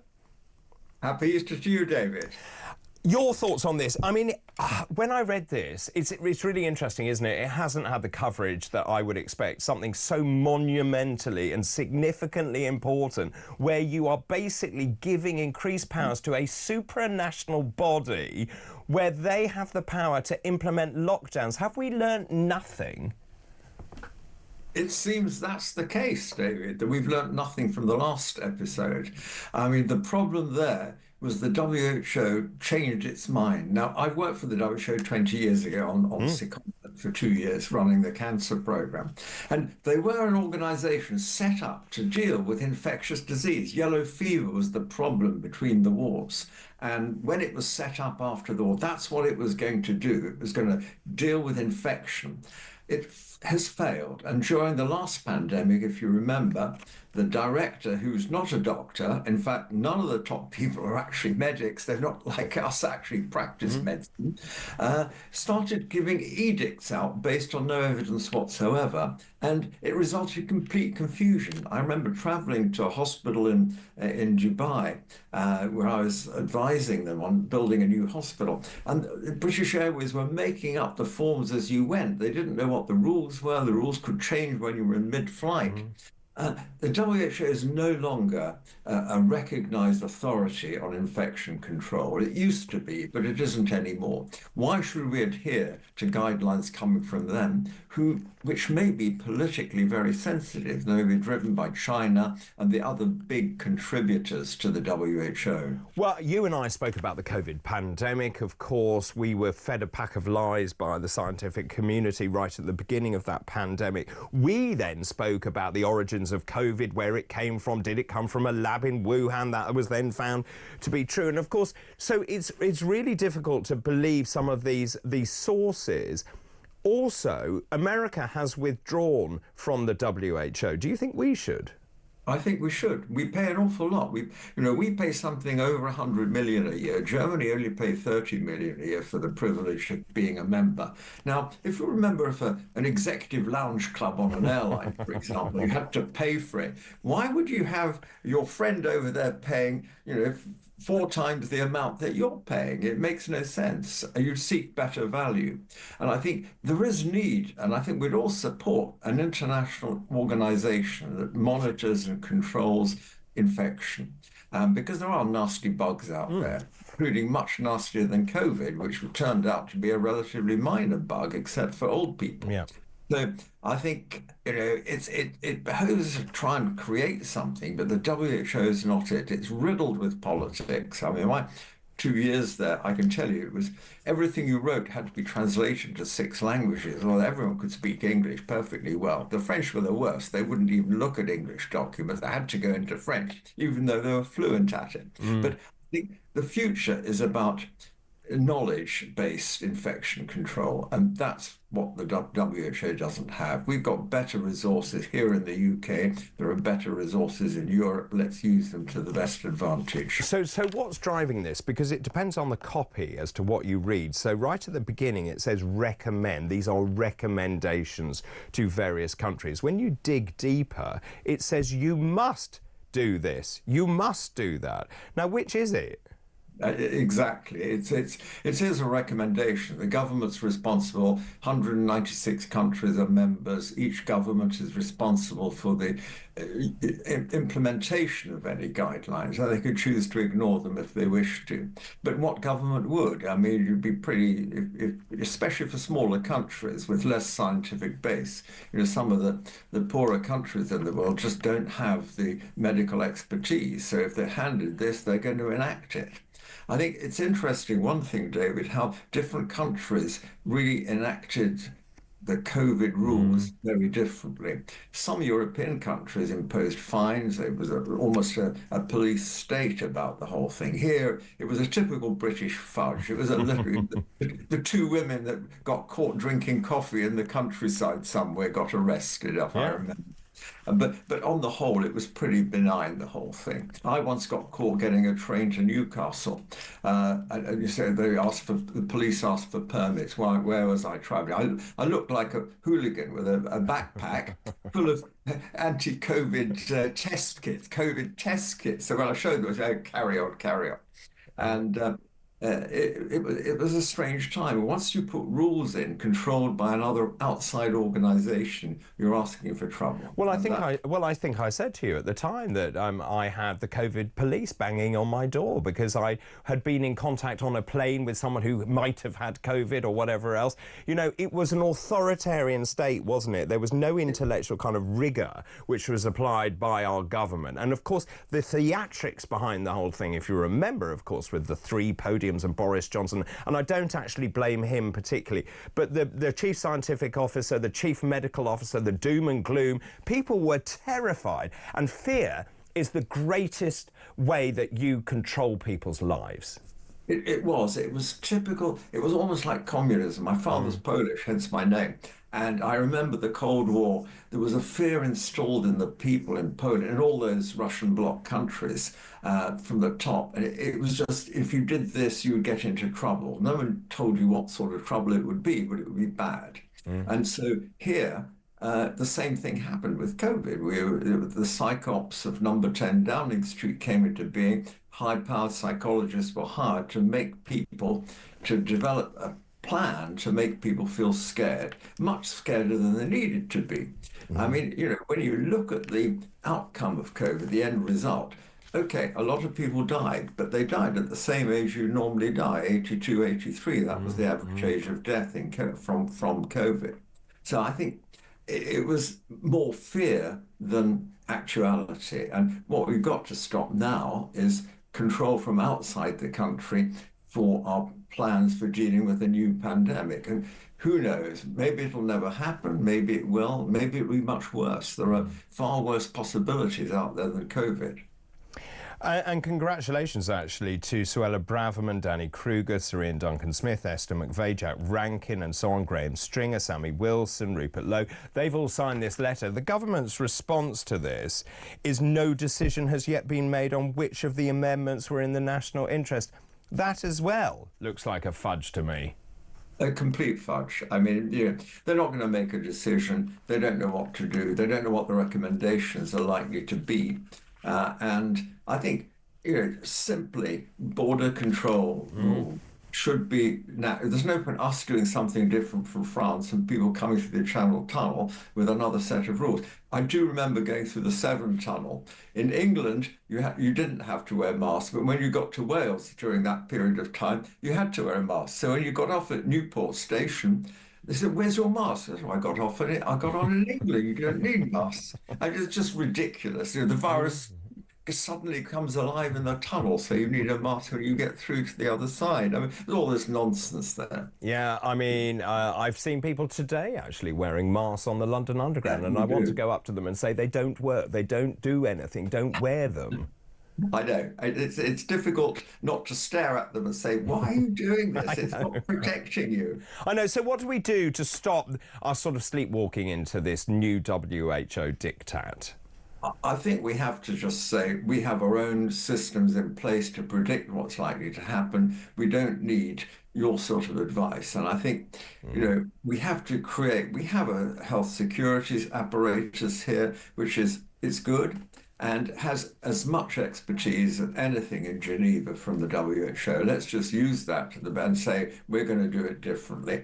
After all, we're not part of Europe anymore. We're not part of the Schengen Agreement for passport control, and even that's falling apart, as you know, because of migration from the east to the west. So it's time to really say let's just work our own borders out and our own control out for how we deal with any potential infection in future. Carol, always good to talk to you. Thank you ever so much for your time. That's Professor Carol Sikora, ex-director of the WHO Cancer Programme. And also, if you feel very passionately about this, write to your Member of Parliament. As I say, you have until the 19th of July for the government to actually work out what it's going to do. And as Carol said, the people on the WHO aren't even medics who are making policy. Does that make sense to you? Because it doesn't make any sense to me at all. Martin in Gloucestershire says Steve from Luton was absolutely right. All religions are destroying the human race. There is as much truth in religion as there are in fairy tales. Humans used to worship the sun, and we now know that that is a load of nonsense. Imagine a world without religion where everyone is equal. Religion should be banned from all schools, and we should stop brainwashing our children. Let them make their own decision about religion when they reach 18 and adulthood. This one says, hi, Dr. David, this is Mike. Good afternoon. Starmer's silence on the trans violence speaks volumes. He will happily make aggressive comments and statements on supposed right-wing activities while appeasing the left-wing. Truth be told, he's scared of the left-wing thugs, knowing that they are actually the more dangerous and violent element in society today. Thanks for that. Rachel, good afternoon to you. Whilst I'm amazed there has been no comment whatsoever from our so-called leader, we're arguing over nonsense. Whilst there are so many serious issues we need to focus on, like finding a cure for cancer, we're debating absurdity. Well, are we? We're debating the breakdown of law and order and people trashing statues in central London. They need to be dealt with severely. And as Nigel Farage, I'm kind of with him. Lock them in prison for 10 years and they won't do that again, will they? Keep those messages coming in, please. After the break, your turn, your calls, thoughts and messages. This is Talk.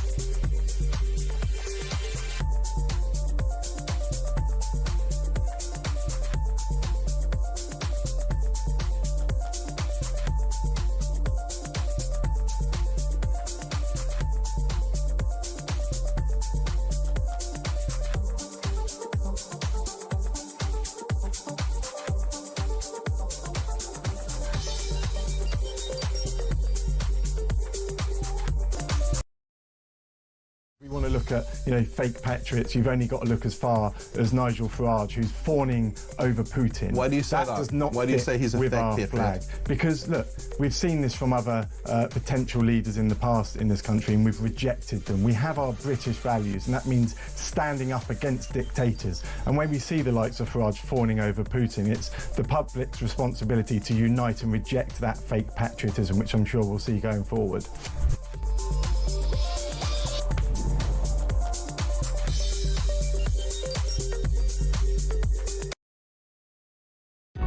Across the UK, on DAB+, on your smart speaker, on your smart TV, and on your side. This is Talk.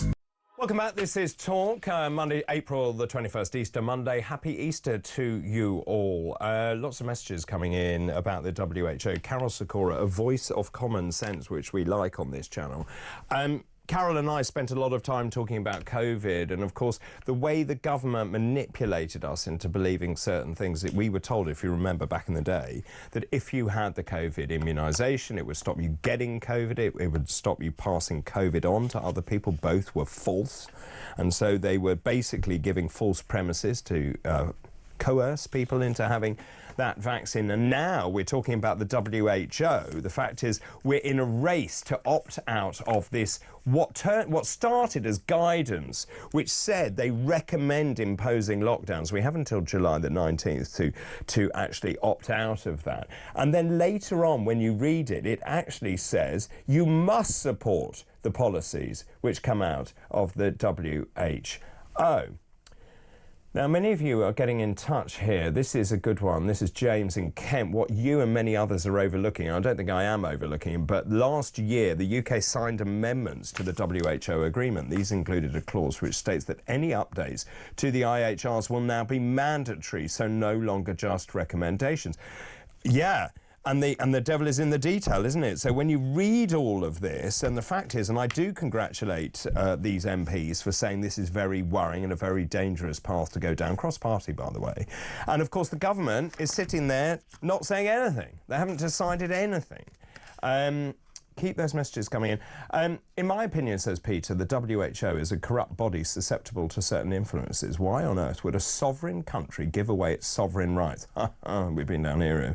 And please remember, Starmer was the one calling for more severe penalties and stricter lockdowns. We've seen his ability to imprison free speech offenders. What would he do to those not locking down? That's a great point as well. Let's go to David, who's on the line from Uxbridge. Good afternoon, David. Hello. You posed a question before. Who would you want for the next Pope? So I did actually. Yeah, you did. So my suggestion would be Mykola Boychuk, who is the Ukrainian Byzantine Catholic cardinal in Australia. Right. So why? This is an aspect of the Catholic Church which people don't consider. That there are Byzantine groups in the church. There's a Chaldean church as well.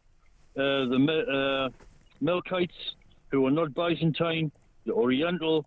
So the thing about the Byzantine church, and I'm converting to Byzantine Catholicism.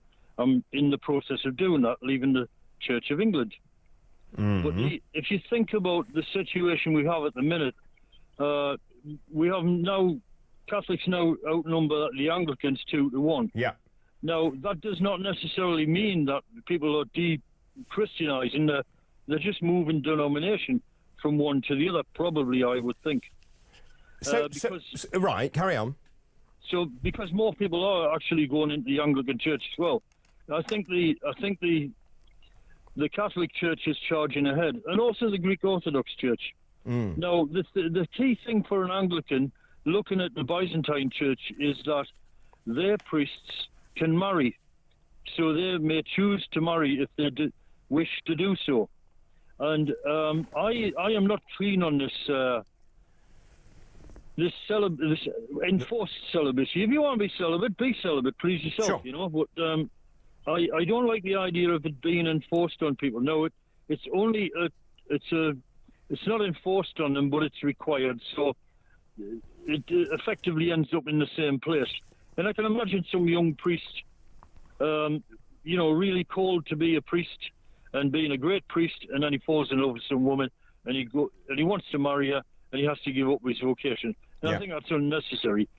So I prefer more of the Church of England kind of model. But I disagree with the King. I disagree with a lot of the stuff that Ken was talking about. What he's talking about is called sola scriptura, where you just rely on the Bible.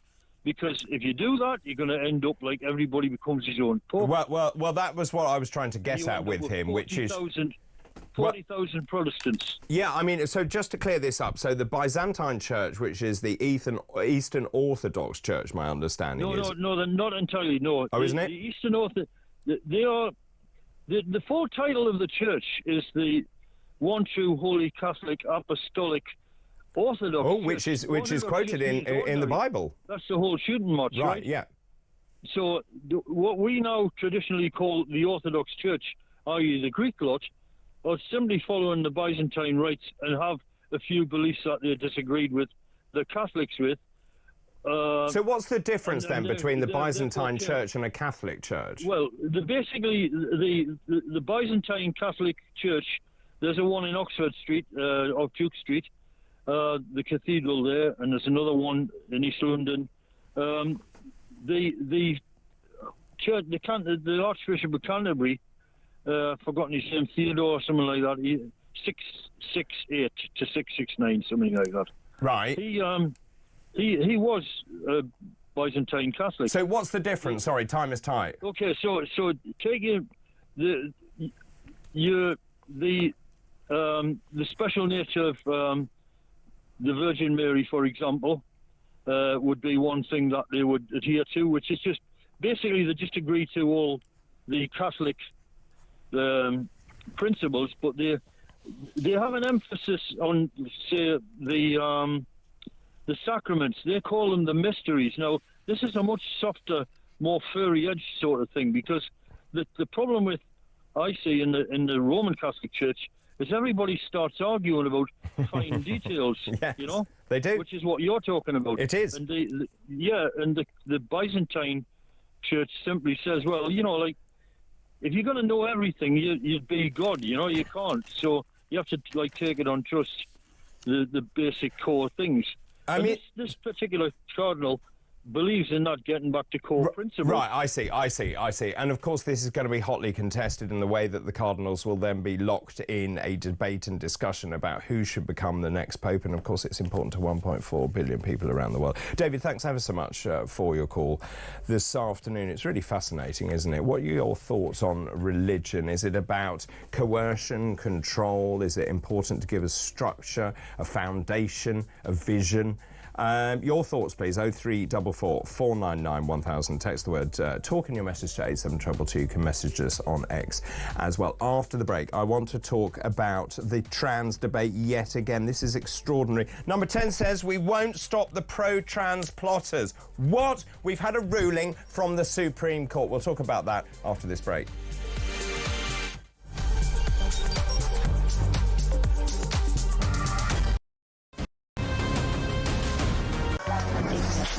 Five, 4, 3, 2, 1. Hey! 87222, starting message with the word talk. Who would you send to space and why? The person I would love to send to space would be Mr. Keir Starmer. And then I would tell the Galactic Empire that he was part of the Rebel Alliance and let them blow him away with the Death Star. No Brits was involved, no fingers could be pointed. You carry on taking the medication, George. Yes, I'd send all the Labour government to space with a one-way ticket and throw in the SNP for being useless. They're all a bunch of... Oh, all right, fair enough. One person, quite frankly, I think needs to go to space in a one-way journey is Jeremy Kyle. He goes on about his age one more time, how he's 60 this year, he was 59 last year, repetitively over the course of the weeks and months. We have to hear him, I'm 60 this year, I'm 60 this year. Richard Tice, did you put that cheeky bugger up to that? I'm hoping he's going to send me the invoice because that was absolutely brilliant. Which MP would you send to space? Oh, no, I'll get in terrible trouble if I answer that. But it's fair to say there's quite a long list. The sad thing is about sending people into space on a one-way ticket is I don't think that we've built a spaceship big enough to take the lunatics off this planet. I mean, from the net zero loonies to the transgender loonies to the racists to the terrorists, there is just so much to the wokerati. We need some big spaceships. Big spaceships. Good evening. I never know how you're going to start this conversation, Jeremy. Katy Perry went to space today, OK? Who would you send... I'd love her to say what I wanted to, but I'd never disrespect her. Who would you send to space who could never come back? Well, I'd be happy to send Ed Miliband to space, I think. Oh, that is an outrageous question, so I'm not even going to answer that question. Sam Matterface, so you get the job, yeah? Go on. No, Sam Matterface, I tell you what... Across the UK, on DAB+, on your smart speaker, on your smart TV, and on your side. This is talk.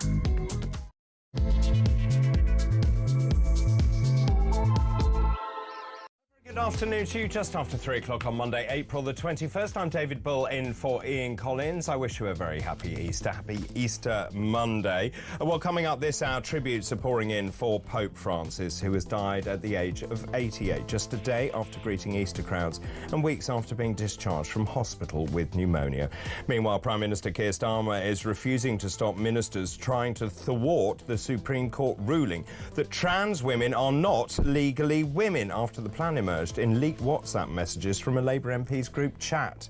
And Gatwick Airport has retained its unwarranted title as the country's worst airport for delays, with departures last year running on an average 23 minutes late. Do get in touch at this hour. The number 0344 499 1000. Those calls charged at the national rate. You can text the word talk and your message to us, H7. Text the word talk and your message to 87222. You can message us on X as well at talkTV. Well, a very good afternoon to you. I'm asking this afternoon a simple question which really struck me in the wake of the whole trans debate. And the fact is, I thought we actually had closure on this with the Supreme Court ruling. And now we've got these people in number 10, ministers, thinking that they can find ways around the Supreme Court ruling. And Keir Starmer's not going to stop them. And now we've still not heard from Keir Starmer where he stands on the wanton violence that was inflicted on central London by the trans rights activists, lobbyists and that lot. And I'm asking this afternoon, could the Labour government be more out of touch with public opinion if it tried?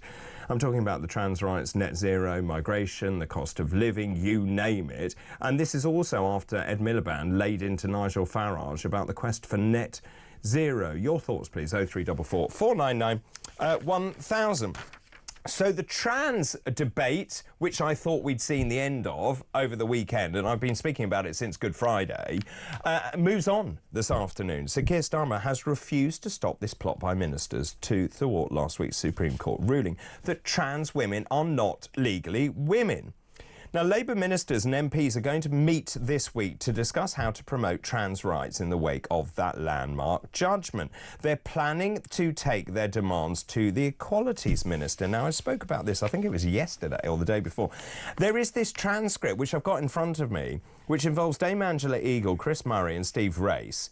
Dame Angela Eagle says, right, let's meet about this when we get back from the Easter recess to decide a way forwards. The ruling is not as catastrophic as it seems, but the EHRC, the Equality and Human Rights Commission guidance, might be. And there are already signs that some public bodies are overreacting. No, they're not. They're actually just taking on board what the Supreme Court said. Chris Murray says, definitely agree, a meeting early next week would be good. Steve Race then says, in the most inflammatory comment, I thought the EHRC chair on Today saying that the ruling meant trans women could not use single-sex female facilities or compete in women's sports was pretty appalling this morning. And Sir Chris Bryant then says, agreed. So Keir Starmer isn't going to stop the plotting that is going on, according to this. Also, they have been really unpleasant about Baroness Faulkner, the equality watchdog chief, who said the ruling meant that trans women could be banned from women's single-sex spaces. Downing Street refuses to comment. Where is Keir Starmer? No one has heard from him in the slightest. And Keir Starmer increasingly under pressure to break his silence over this ruling. What do you think, Prime Minister? You're meant to be leading the country. Did you read the job description before you took it up? Now, we also know that a Nelson Mandela statue was one of 7 vandalised by the trans rights activists protesting against the ruling from the Supreme Court. Sculptures of Robert Peel, Sir Robert Peel, Benjamin Disraeli, also a suffragette, Millicent Fawcett, they were defaced by protesters. Also, statues of the Earl of Derby, Viscount Palmerston, Jan Christian Smuts, also vandalised. The irony of all of this, of course, is that Millicent Fawcett campaigned for women's rights. And we saw thousands of people actually marching through central London in what they called an emergency demonstration against Wednesday's ruling. Joining me now is Stephanie Davis-Arai, who is founder and director of Transgender Train. Good afternoon to you once again. Hello again.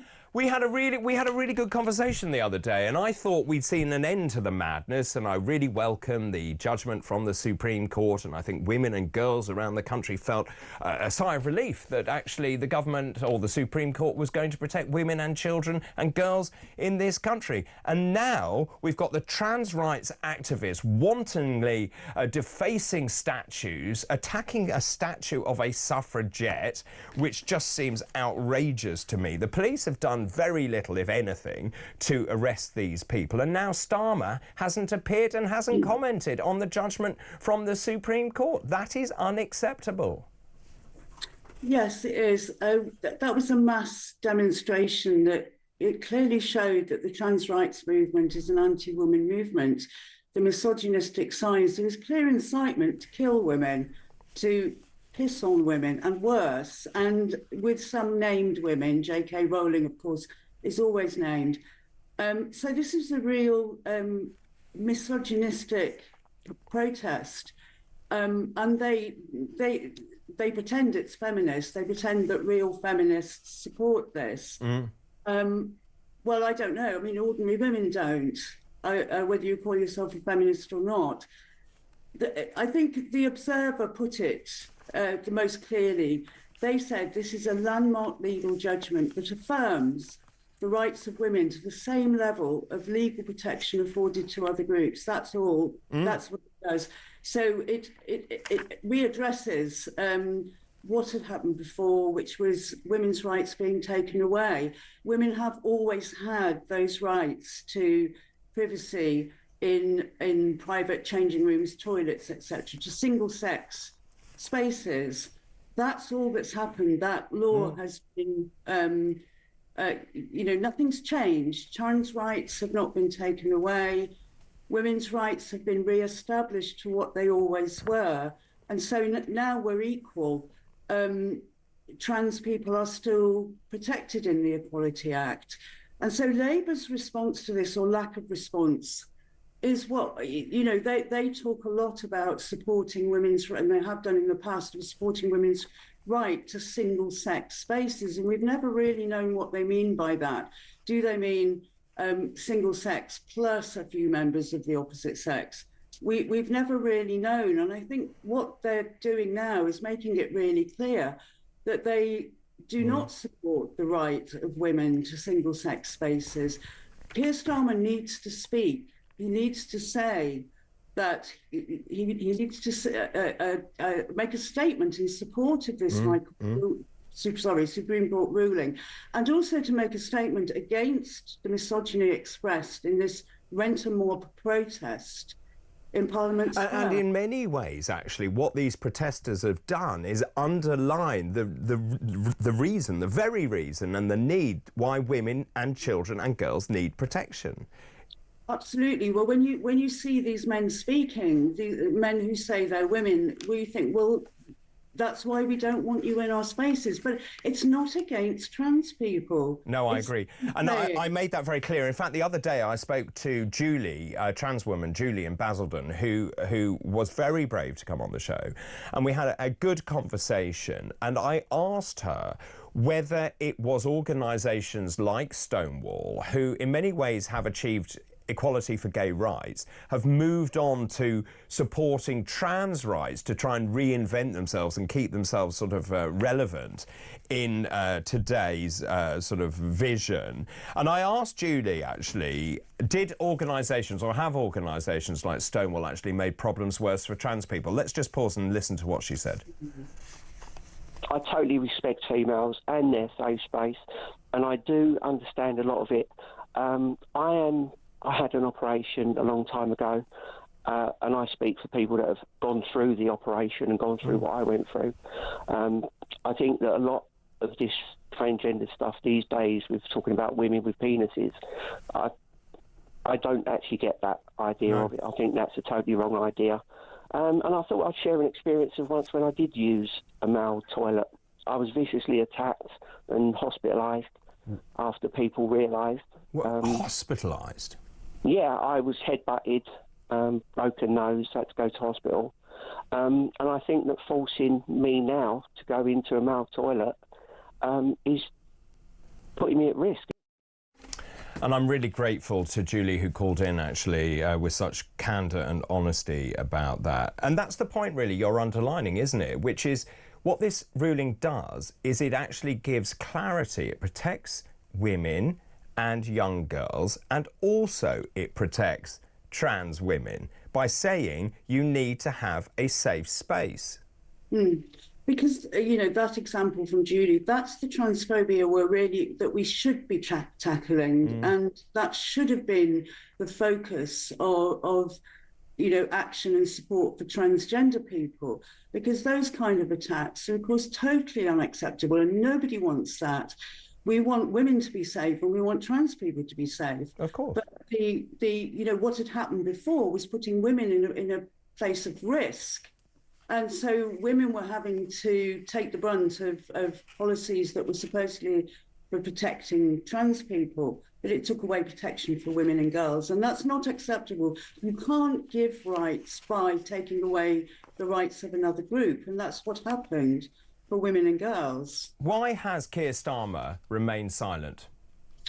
I think he's a coward. I think he is wanting to appease the LGBT, so-called LGBT, although it's nothing to do with gay people, but the trans lobby within his own party.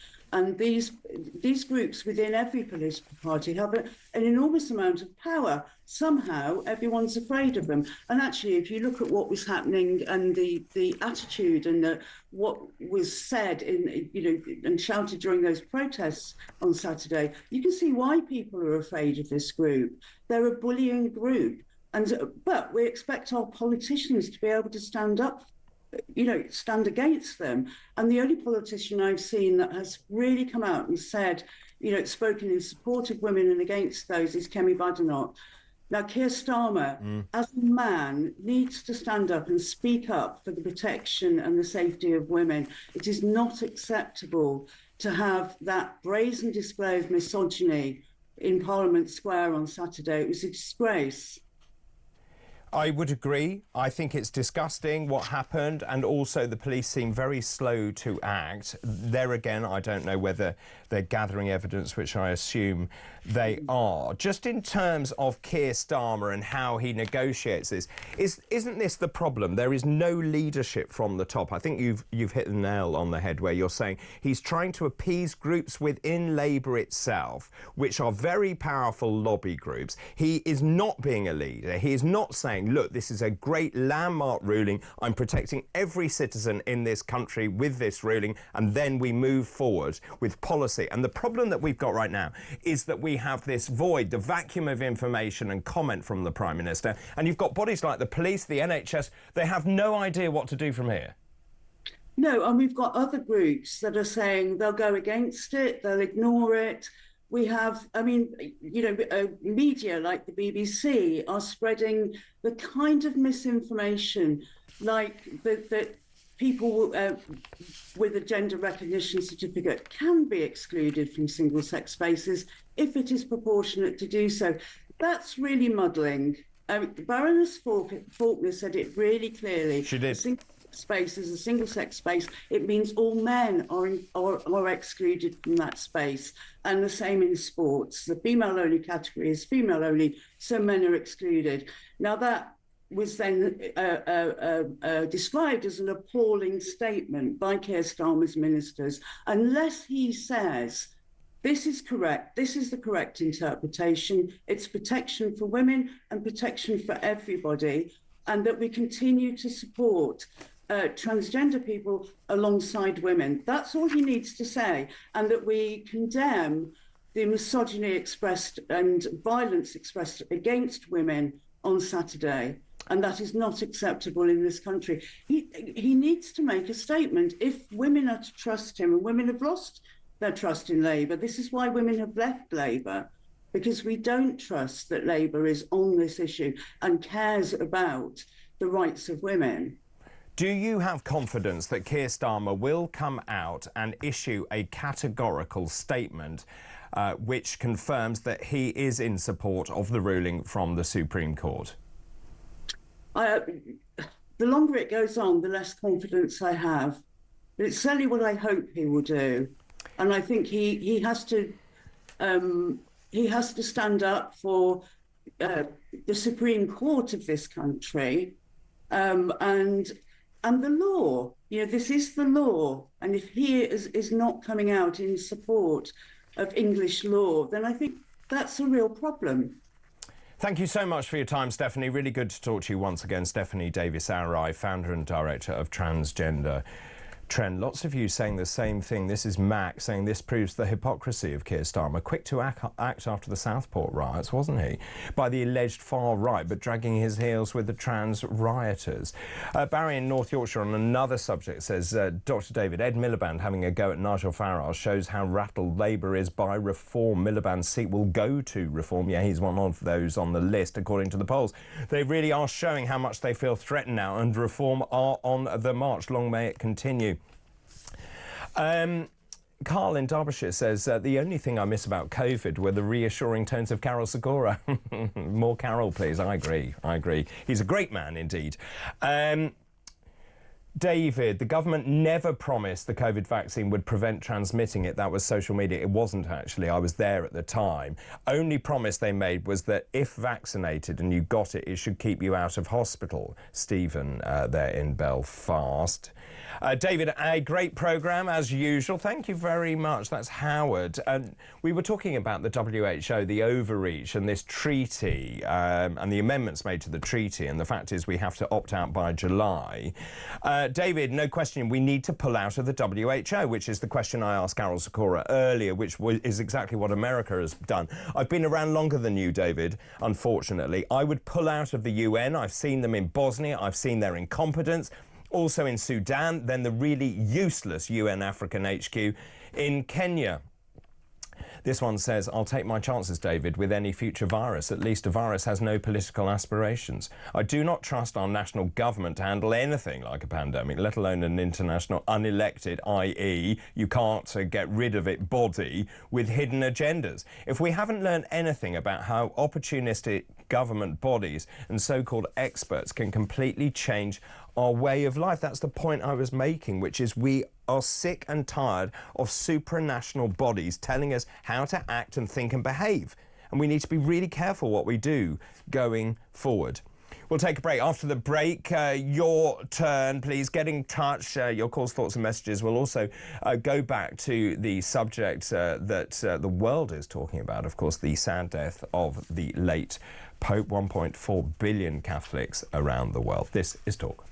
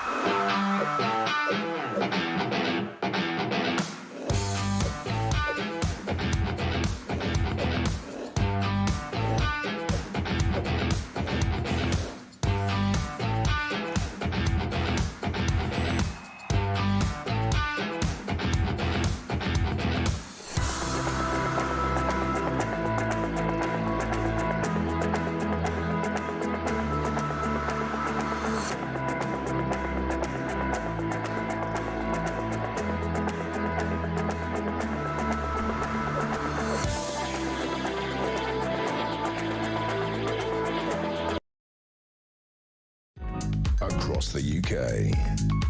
On DAB+, on your smart speaker, on your smart TV, and on your side. This is Talk. This is Talk just after 3 on Monday. Just want to say happy St George's Day, by the way, on Wednesday. Thank you, Debbie, for reminding me about that. By the way, I do celebrate St George's Day very proudly, actually. We went and sat and drank beer with a flag of St George draped across the table in a local hostelry last year. Keep all these messages coming in, please. They're really, really good. But we return now to the main story of the day. And that is, of course, about the sad death of the late Pope Francis. He died at the age of 88. He was Bishop of Rome, head of the Catholic Church. He became Pope in 2013. That was after Benedict XVI resigned. As we know, he's been very unwell. He had double pneumonia. It was believed that he was suffering from a low platelet count. He had other blood abnormalities. He was given oxygen. He'd had antibiotics. He was in a critical condition in February. He was then discharged from hospital, and from what I understand, actually, it was his wish that he went out on Easter Sunday, the most important day in the religious calendar, to see the congregation, to see the people. He was the first pope from South America. He was born in 1936. And I think the thing that will stand out most about him is he championed those people escaping war and hunger, those in poverty.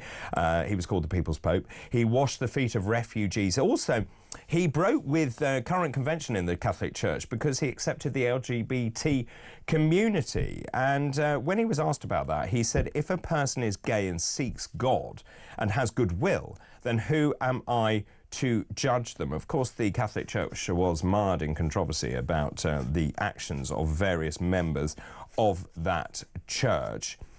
And now, obviously, we now ask ourselves, well, who is going to succeed the Pope? The successor will be decided by the College of Cardinals, who will meet within 15 to 20 days. They will meet in the Sistine Chapel to choose the next Pope. It's done by a secret ballot. This is the conclave. This involves cardinals from around the world gathering beneath the frescoed ceilings of the Sistine Chapel in the heart of the Vatican. Joining me now, Father Toby Lees, Catholic priest and member of the Order of Preachers. Good afternoon to you. Good afternoon, David. Very good to be with you. Yeah, lovely to talk to you as well. I was saying earlier, actually, when I heard the news this morning, I wasn't shocked, but I wasn't not surprised, if that makes sense. He'd been very unwell for a long time, but I suppose what I thought was most poignant was that he was determined to go out to give the address on Easter Sunday, the most important day in the religious calendar, and I think that speaks volumes about the character of the man. Yeah, I think much like you, my main job is I run a radio station, Radio Maria England, and we'd been preparing for this for some time, but then I thought he was out of the woods and that his death wasn't going to come. So it did come as a bit of a surprise to me this morning. And I just wondered what it must have cost him humanly, to be so close to the hour of his death, to actually fulfill his duty as Pope, to go there and give the blessing to the whole world. And the really quite beautiful and profound words that he gave from the balcony yesterday. He said, "Sisters and brothers, especially those of you experiencing pain and sorrow, your silent cry has been heard and your tears have been counted. Not one of them has been lost. In the passion and death of Jesus, God has taken upon himself all the evil in this world, and in his infinite mercy has defeated it." That also is incredibly powerful. Those words are incredibly powerful. He, in many ways, I suppose, tried to modernise the Catholic Church. I read out some of the things that he did, and also the way that he viewed LGBT rights marked a break with tradition. I think we always live in this sort of tension as Catholics, because the world changes, but the truths which we are trying to proclaim to the world are perennial. C.S. Lewis, who was a great apologist, he said that the job of the preacher is always to put eternal truths into contemporary idioms. And so whilst the truths that the church teaches never change, that the language and the manner of expression and the way that we sort of interact with the world does. And I think Pope Francis was a very gifted communicator. He had a great knack for the gesture that really attracted massive attention. That's not to in any way say that it was gesture and not substance, but he just seemed to quite spontaneously do things which people found very attractive. I would say also that he wasn't a man of an enormous nuance sometimes. So he would say things and people would interpret them in a certain way, and then things would have to be go back on later and clarify what exactly was meant by that. And so in terms of teaching on LGBTQ sort of issues, that the teaching is unchanged. But I think what he was trying to do was to change the manner of engagement, whereas many people who belong to those communities, although I sort of resist the language of those communities as such, because I know people who have same-sex attraction who wouldn't identify themselves with the communities that purport to represent all people who have those sorts of attractions. But he did try to change the manner of engagement so that I think there was first a yes to you as a person, and then let's deal with the tendency towards sin which you might have because of your particular orientation afterwards. But to say yes first and to encounter God and then experience the transforming power of his mercy. So a different way of engagement rather than a change in teaching. And so what happens now, because we now enter the papal conclave, and my understanding is that all cardinals under the age of 80 are eligible to vote in this conclave. I was also looking at who may be the next pope. What sort of pope do you need to drive the Catholic Church forward? Because there is a real danger here for the Church that it could go backwards. Well, I think the Church wouldn't really use the language as sort of backwards or forwards or progress, or some of the language that the secular world tends to use. It's sometimes said that the Church thinks in centuries, not days, as the news cycle tends to work. And in England now we're seeing a quiet revival of the Catholic faith, which I think is catching many people off guard at a time when people would speak of more normally Church decline. It's always said, and I think it's quite wise, the man who goes into the conclave as Pope leaves a cardinal. Don't think many people, well, I'd never heard of Jose Maria Bergoglio at the beginning of the last conclave. There were lots of other names I had heard of in which I was like, oh, I'm sure it's going to be him, or we need it to be him. And I proved myself an idiot at the last conclave. And I don't want to prove myself an idiot again. So, but I think it needs a man. The papacy under John Paul II, he was a bit of a superstar. He had this sort of rock star charisma about him, and he came into an age where mass communications are really getting going, and so the Pope went. I mean, that's really interesting, actually, because I'm not a Catholic. I'm from the Church of England, but I agree with you about Pope John Paul II. He did seem to reach other areas or other communications, or indeed other faiths, that I don't think any other pope had done. No, and that's something you've either got it or you haven't. And so he I don't think it's an exaggeration to say that he was the primary agent of the downfall of communism in Poland. That visit, which the Polish authorities wanted to allow, but under very strict restrictions, when he started to say, "Do not be afraid," and suddenly the whole atmosphere in the country changed and things toppled very quickly. And we now live in an age where people hear every word that the Pope said. 150 years ago, the Pope would have said something, and only if he'd said, "Right, I want you to make this known to all of the bishops around the world," would people have started to hear. So we do need a gifted communicator, somebody who is capable of speaking in pithy words, because we do live, rather regrettably, I think, in an age of soundbite. But also somebody who's capable of nuance and engagement with different people, because we're in a very fractured world, and there are regrettably also sort of fractures in the church at the moment which need to be healed.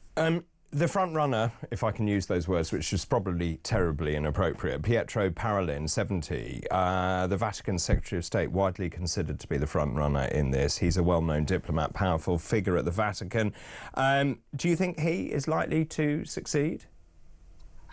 Look, he's definitely going to be amongst the names that people are talking about. And he has a long experience of working in the Curia. I'm not saying this just because I'm on air. I really don't know a lot about how he's regarded, sure. and I think people can go into the conclave, and what's really interesting and what makes any predictions about this conclave even more ridiculous than they normally are is that this Pope has he has elected cardinals who people have never heard of. There are cardinals from Mongolia, from small bishoprics that people don't know about, and some of these people are going to be meeting for the first time in this conclave, not knowing a lot about one another. And so I think I wouldn't be surprised if it takes a little bit longer than normal. Right. And actually there's some getting to know the people, and people identifying, seeing what they think the church needs right now.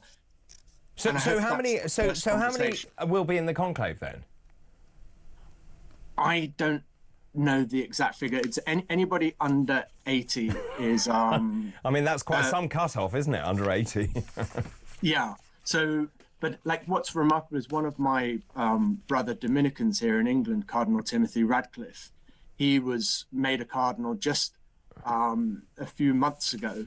And now he finds himself in a situation where last Easter, it wouldn't have been even in his mind that he might ever be going to a conclave in Rome to elect a pope. He turns 80 in August. If the Pope had lived till after August, he wouldn't be going.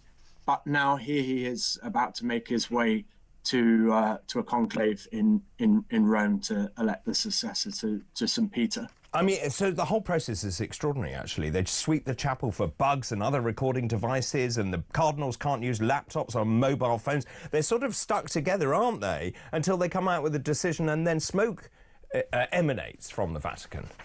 Yeah, so with each ballot, the ballots are burnt because it's a secret ballot. Oh, I see. Until they reach a 2/3 majority, the smoke comes out black. But when they reach a 2/3 majority, then something is put in the fire, which means that the smoke that then comes out is sort of pure white. And so that's how the rest of the world knows that we've now reached a decision. And then there's that eager moment of anticipation where we wait for the cardinal to arrive on the balcony of St. Peter's and to declare Habemus Papam, and then say the name which we're all on tenterhooks to hear. But the history of of conclaves is fascinating. I expect the producers of the film Conclave and Robert Harris, the author of the book, are just rubbing their hands together right now and just thinking, oh wow, like this timing is fantastic. Well, I need to watch it now. I haven't seen it, but I should probably watch it now as well. But originally, like the idea of locking them in originally came from, actually, we can't have this take too long. And if they're not locked in and sort of kept from what they want to be doing, then it forces them to make a decision and to wrangle over it, but not quite as long.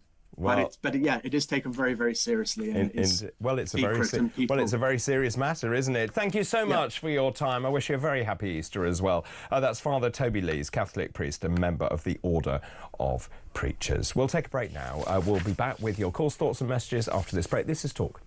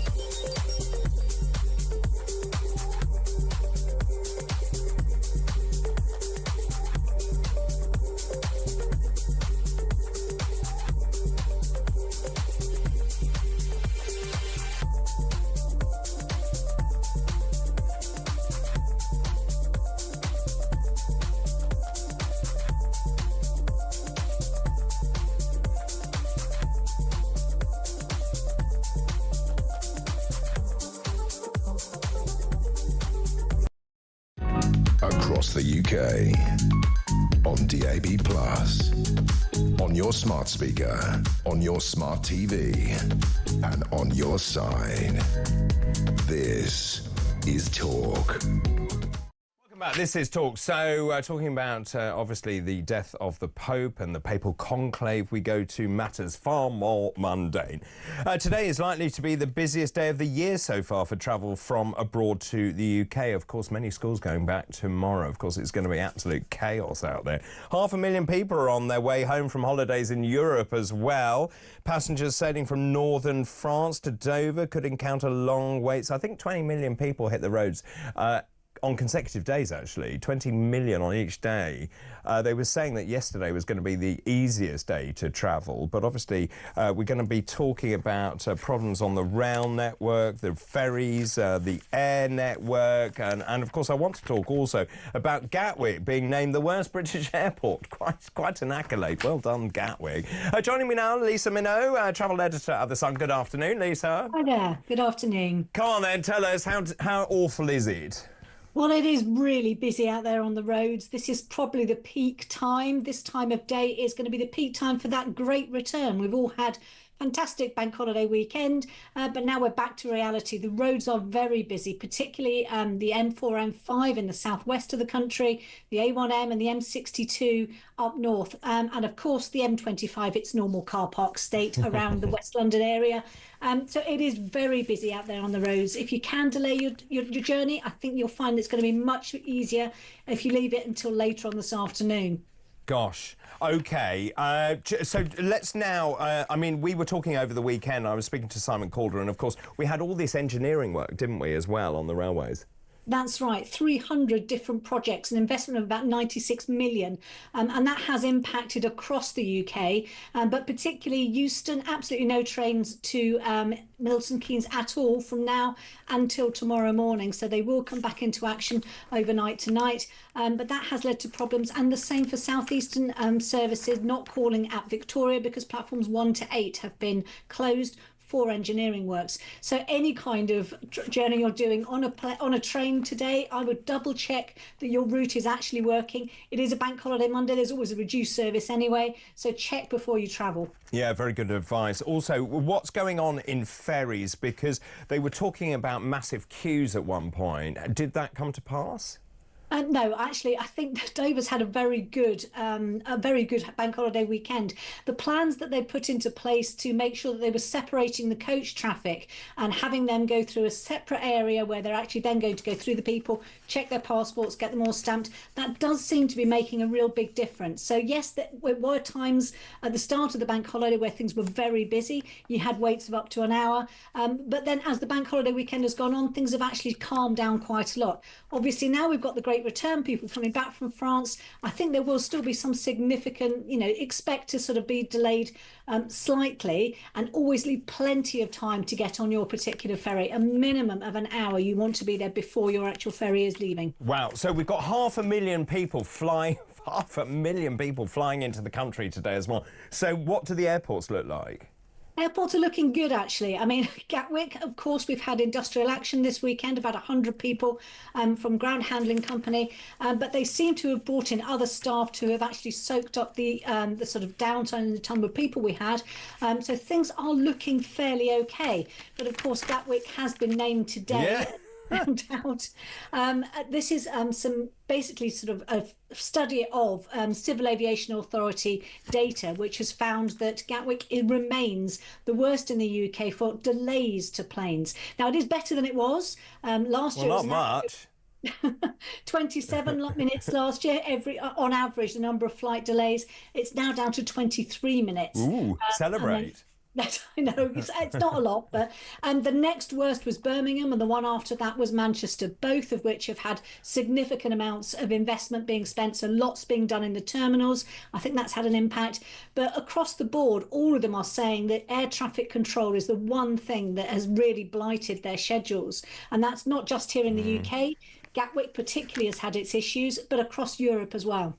I mean, I'm just looking at this. I mean, it's quite an accolade, isn't it, to be the country's worst airport for delays. So, as you say, Gatwick number 1, Birmingham 2, Manchester 3. I was quite surprised to see Stansted at 4. Yeah, I mean, I think what you've got to bear in mind, though, is that those airports, the likes of Gatwick and Stansted, Stansted, big base for Ryanair, Gatwick, a big base for EasyJet. Now, both of those are low-cost airlines with lots of flights going into Europe. Now, that's where we've got the issues with this shortage of staff with air traffic control. We've had strikes as well.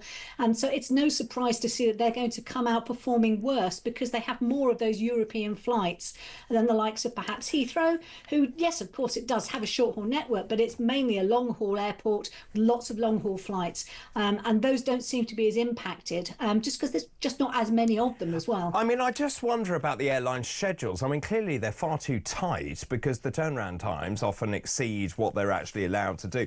Isn't the problem the planning here? I know that they have to make money and therefore they want them to do multiple legs and sectors, but surely it's a little unrealistic, and if they had a more realistic timetable, they may be able to stick to it.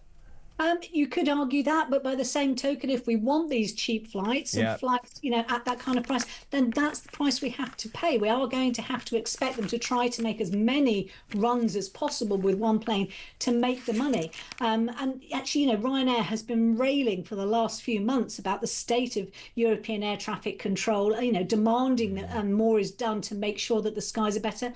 We have got the government already actually looking into this and looking at modernising the UK airspace, which has remained the same as basically since pre-war, you know, World War II. That's when the skies were first mapped. And a lot more could be done to make sure that the skies are more efficient, and the Government Commission is looking into that at the moment. Good. Glad to hear it. Now, where are we? I'm very confused where we are in terms of liquids and scanners and what you do and what you don't, and then some airports you don't have to take stuff out. Now you do when you come back in because the European airports haven't caught up with what we're doing. What's the latest on that?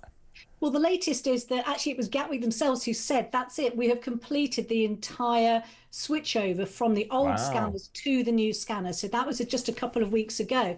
Heathrow has yet to get to that stage. There's huge amounts of investment. These machines are apparently much heavier than the ones they had before, and that's required lots of, you know, building work to make sure that the actual floors can take the weight of these scanners. What we have also got at the moment, though, is the fact that these scanners still aren't picking up everything as they should do. So even though you don't have to take out your electronics and you don't have to take out your toiletries, the toiletries still have to be under 100 millilitres. And what I've seen myself personally waiting at an airport when my bag was flagged, there was nothing wrong with it. The machine just hadn't taken its picture for some reason. I saw countless families being told that they could not bring on board the small bottles of Calpol. So under 100 ml, small bottle of Calpol. And I saw 4 families all having that taken off of them and been thrown away, and then being told, well, you can just go and buy some in the terminal. Why can't they take Calpol? Because obviously the viscosity of the liquid is something that the machine doesn't like. It's flagging it, and that's why we still have those 100 ml regulations in place, because they want to maintain that, you know, the actual machines are actually flagging the right things. We've heard that suntan lotion again can sometimes flag the machines as well. I mean, I don't know if you've flown through an airport recently, but you have seen with these new machines a lot of bags going off and being, you know. But also the problem is that you then. OK, you don't take out your liquids here in the UK, but say I go to Alicante, for example, what happens on the return? Well, exactly. Unless you know that the airport that you're flying back from does have those new scanners, you could find that actually you're still having to take everything out. I flew back from Miami last week, and I still had to take absolutely everything out of my bag at Miami Airport, where they don't yet have all of their scanners in place. So, I mean, it really is something that I think the way you should actually plan to do is to say, basically, the rules are still in place. It's still 100 ml. You still have to fit it in the little bag, and then it's a bonus if it's not. Fantastic. Lisa, thanks ever so much for the update. Happy Easter to you. Lisa Minnow there, travel editor at The Sun. Good luck. Maybe leave your journey till later tonight. I know lots of schools going back today as well, so just be prepared to wait it out on the roads. Lots of messages coming in. Kathy, good afternoon to you. Hi, David. It's been great having you on all over Easter. Not long. Just watched the film Conclave. It's a fascinating process. OK, I might do that. Actually, I might do that tonight, Conclave. Also, Debbie says, I don't think women would recognise a genuine transgender person entering female spaces because they look and act like women. There never used to be a problem before you started having obnoxious men coming in. And then in terms of the WHO, I'll take my chances, please, with any future virus. At least a virus has no political aspirations. So resonating a message that I read out earlier as well about that. One more, actually, just before the break. Isn't it amazing, David, how quickly the government and ministers can act and change the law or ignore court rulings when they want to?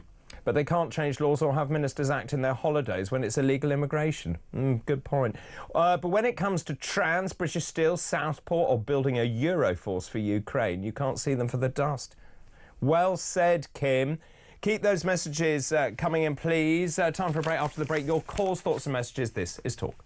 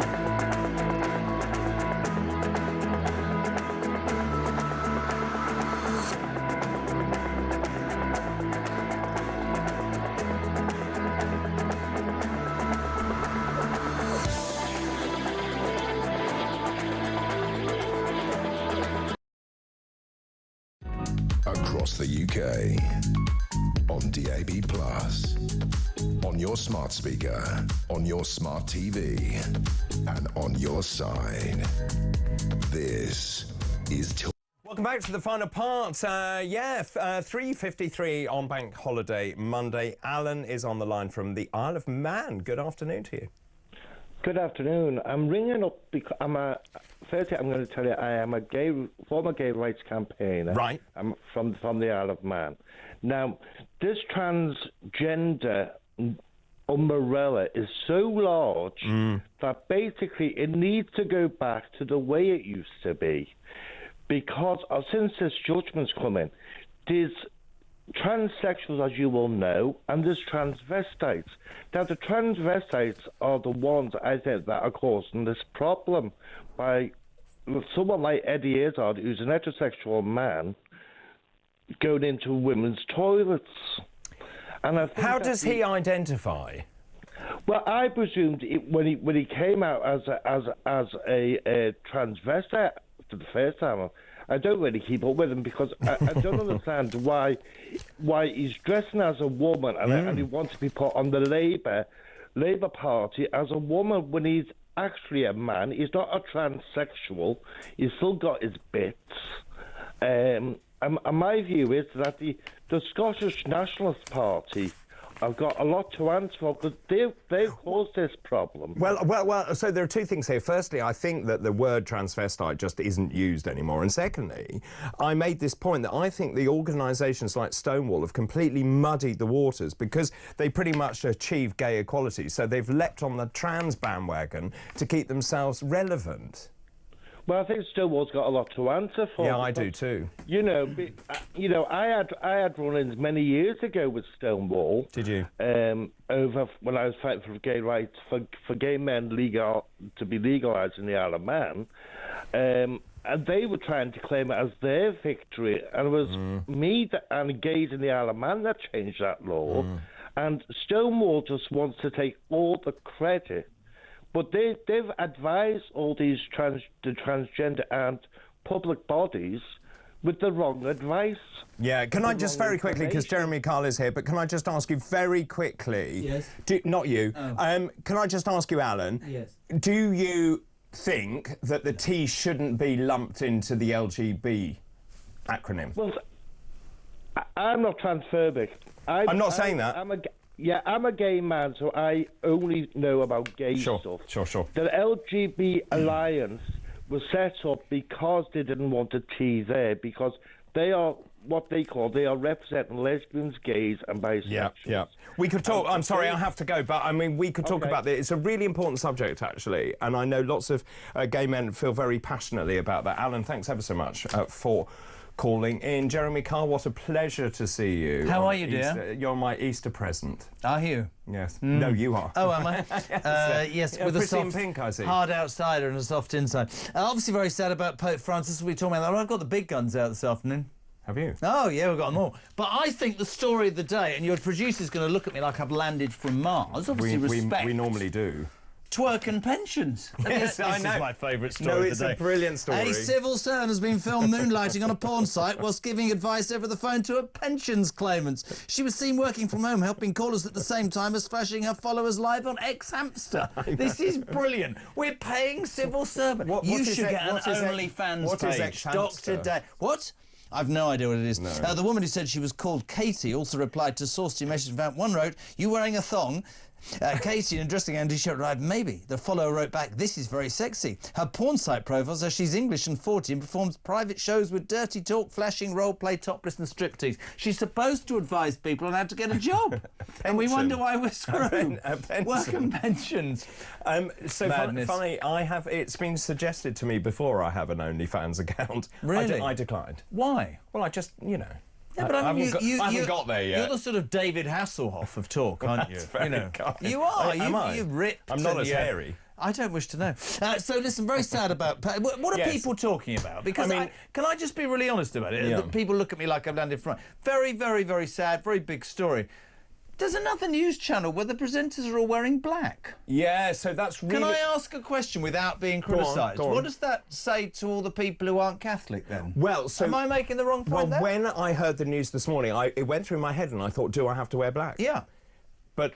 Yes, it's a very good point. 1.4 Do you want to know my 1.4 billion people in the world, so it's a lot of people. No, I get that. I get that. We'll talk about that. We'll also talk about the fact that Sir Keir Starmer still publicly refusing to... I want to put this to you very quickly. We've only got 2 minutes, so we should have more time. Tell me if I'm wrong, because you're more intelligent than me on this. No, I'm really not. You know all those female activists who quite rightly jump up and down and talk about women's rights, and I'm very, very for women's rights, So actually, am I. genuinely. You don't hear a thing from them if you say to them, and I've got a teenage daughter, "I'm afraid I don't want a man with a penis in a dress in the same changing room as my daughter." That's not me being anti-trans, David. That's not me being... 100%. I don't understand how it's been hijacked. It's another thing in this country that gets hijacked by activists I totally agree. Loses the importance But of also the messages. fact that Do you agree with that? Yes, and they graffiti the Yes. suffragette Millicent Fawcett. Again, that shows no understanding, actually, of what they're doing. And